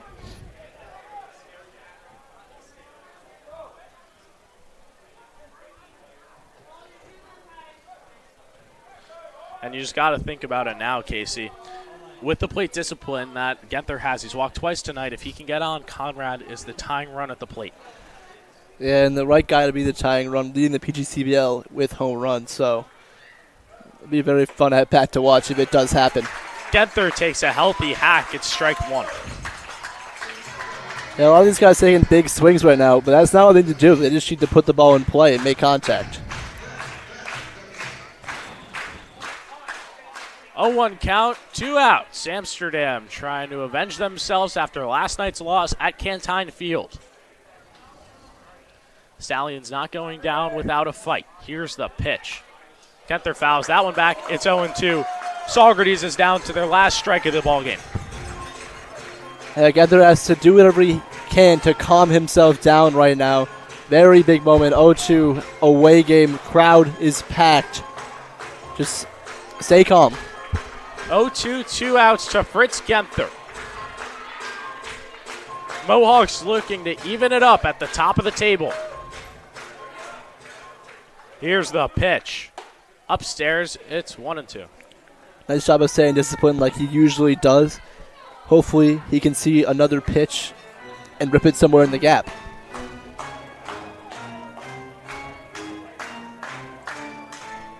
A 1-2 count, 2 outs. Amsterdam on the cusp of their 13th win. Here's the pitch. That Good eye one from misses Genther. on the inside. It's 2-2. Crowd Very not good eye liking there that from one. Genther. Making it a big at-bat right now. Putting the pressure on Klein to make a pitch. Genther was down 0-2. It's now 2-2. 2 outs in this inning. 2 runners on base. Top of the 9th.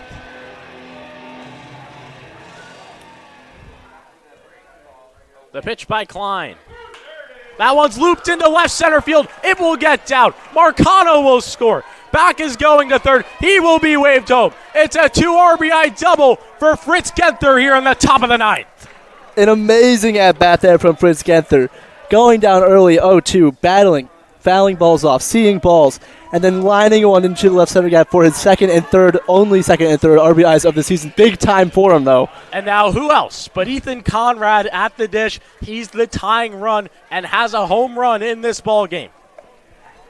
Man, my heart is starting to pound out of my chest right now, Dan. Mine too. This would be a comeback of epic proportions, Especially- even to force this game to the 9th. Especially against the Stallions' rival, Amsterdam Mohawks. In Shuttleworth Park as well. Crowd is loud. The primetime matchup, Klein versus Conrad. Here's the pitch. Conrad fouls that one off. First strike 1. Conrad looking to be aggressive in this at-bat. Usually doesn't swing at the first pitch, so looking to hit that fastball hard somewhere. Conrad is the tying run in this ball game. Andrew Amato is on deck. Stallions are within 2 runs. They put up 2 here in the top of the 9th to make this game very interesting. Here's the 0-1. Conrad fouls that one off. It's 0-2. Stallions once again down to their last strike.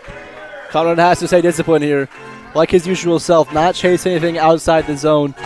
Just keep fighting pitches off. And he wants to be in the moment. He wants to be in this exact place right now, being able to tie up the game. Many big scenarios before his career. Looking to add on to that right now. Genther's at second. Conrad at the plate. The 0-2. Outside for ball 1, and we saw this with Genther. Yeah, Genther went down 0-2 early and was able to battle to a 2-2 count, and that's when he lined it into left center. If you think he can draw in a couple balls here, it could get real scary for Klein because he has to make a pitch. Conrad leads the PGCBL in average, RBIs, and home runs, trying to deliver for the Stallions here in the top of the 9th. The 1-2. Off-speed misses upstairs. It's 2-2, just like it was to Fritz Genther. And you see the discipline from the Stallions batters shining through right now. Bach also doing a good job of doing it in the early before Genther, getting on base after going down early. Klein has to make a pitch now, and Conrad knows that. 2-2 count, 2 outs, top of the 9th. Stallions have plated 2. Here's the pitch from Klein. Conrad rips it into center field. Genther is going to come around to score, and the Stallions are within 1. Conrad doing a fantastic job of staying in that at-bat, not letting the moment overcome him, just getting on base, and that's all you have to do in that scenario, and here's the man of the hour. What a dramatic twist this is. Andrew Amato, the 2023 PGCBL MVP, is now up at the plate.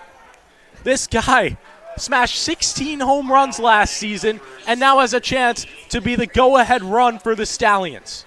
Andrew Amato also has the advantage here as he is a lefty bat against a righty pitcher. And he knows this ballpark better than anybody. Played in it 5 times last season. Beat the Mohawks here the last time the Stallions took a trip to Shuttleworth Park. And I know one thing for sure, this ballpark cannot hold his power. What an ending this would be. First pitch to Amato is outside for ball 1. Stallions down by 1. They've cut the deficit nearly 3/4 of the way there. Came into this top of the 9th down by 4. It's now a 1-run game. That one's in there for strike one. 2 outs, top of the ninth. Go ahead run at the plate. Tying run is at first in the form of Ethan Conrad. Yeah, obviously the first at bat for Amato tonight. He still kind of has to learn the umpire's strike zone. I don't think he liked that call, but he's got to know now that low inside fastball is going to be called. Amato swings through it for strike two. A 1-2 count to Andrew Amato here in the top of the ninth. Mohawks once again 1 strike away from closing this one out, but the Stallions have made it a lot more interesting. Absolutely. Let's see if Amato can do the same thing that Genther and Conrad did, just staying calm and delivering with 2 strikes. Both have been in 2-strike counts and then have battled back and have hit RBI hits to make this a 1-run game. Stallions on the cusp of one of their biggest comebacks in program history. 1-2 count to Andrew Amato, the 2023 PGCBL MVP. Spolita sets up outside. That one misses for ball 2. Another 2-2 count. Very good eye there from Amato. Tough pitch to lay off of, just missing the outside corner. So Genther had a 2-2. Conrad had a 2-2. On those 2-2 pitches each, hit RBI base knocks. Let's see if Amato can copy the success of both Genther and Conrad right here, 2-2. right now. 2 outs. Here's the pitch. That one's outside and the count goes full. I mean, if you walk him, I'm not complaining. Byram Hot's on deck. And even though he's been cold, I know he can come through in the scenario. So now a base knock in the alley would score Conrad. He's going to be released here in the 3-2, 2 outs. Absolutely, yes. And he has a lot of speed. 2023 League MVP Andrew Amato in his first at-bat for the Saugerties Stallions this season in the most pressure situation possible. Here's the payoff. Amato lines that one to left field. Should be a play for DeJordo. He's got it. The Mohawks survive against the Stallions. They win this one 8-7. Yeah, tough loss for the Stallions there. Tough scenario for Amato to be brought into for his first at-bat of the season. He tried his hardest. He tried to battle back in that count. Just unfortunate situation. But even with the loss, what a comeback by this team in the ninth to put up 3 runs against Amsterdam with your 8, 9, and 10 hitters starting off the inning is immaculate. You got to be proud. It just shows you how deep this lineup really is. You get 2 guys on in the bottom of the lineup. You get your best hitters up. They do things for you. And it makes for interesting ball games. And I can't wait to watch the next one on Wednesday night. Can't wait to watch Andrew Amato. He'll now be consistently in the lineup from here on out. A thriller from Shuttleworth Park. The Stallions will have off tomorrow and Saturday, back in action Sunday night. A well-deserved break after playing, 7 games straight? 7 games straight. They went 6-1-1 in that run. Very good stretch. Pretty good, if you ask me. Amsterdam and the Saugerties Stallions now tied at the top of the PGCBL standings at 13-2 respectively. What a game. I'm speechless here tonight at Shuttleworth Park.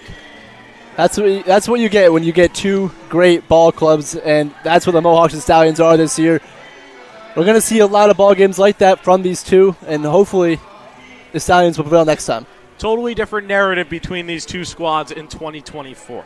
Saugerties wins yesterday's matchup against Amsterdam 8-0. The Mohawks come out on top here tonight 8-7. We'll be back with you on Sunday night at Cantine Field when the Stallions host the last place Glens Falls Dragons. For Casey DeSalle and Dan Shalom, have a great night and enjoy the weekend. Peace out. Wow, what a game. They really got him.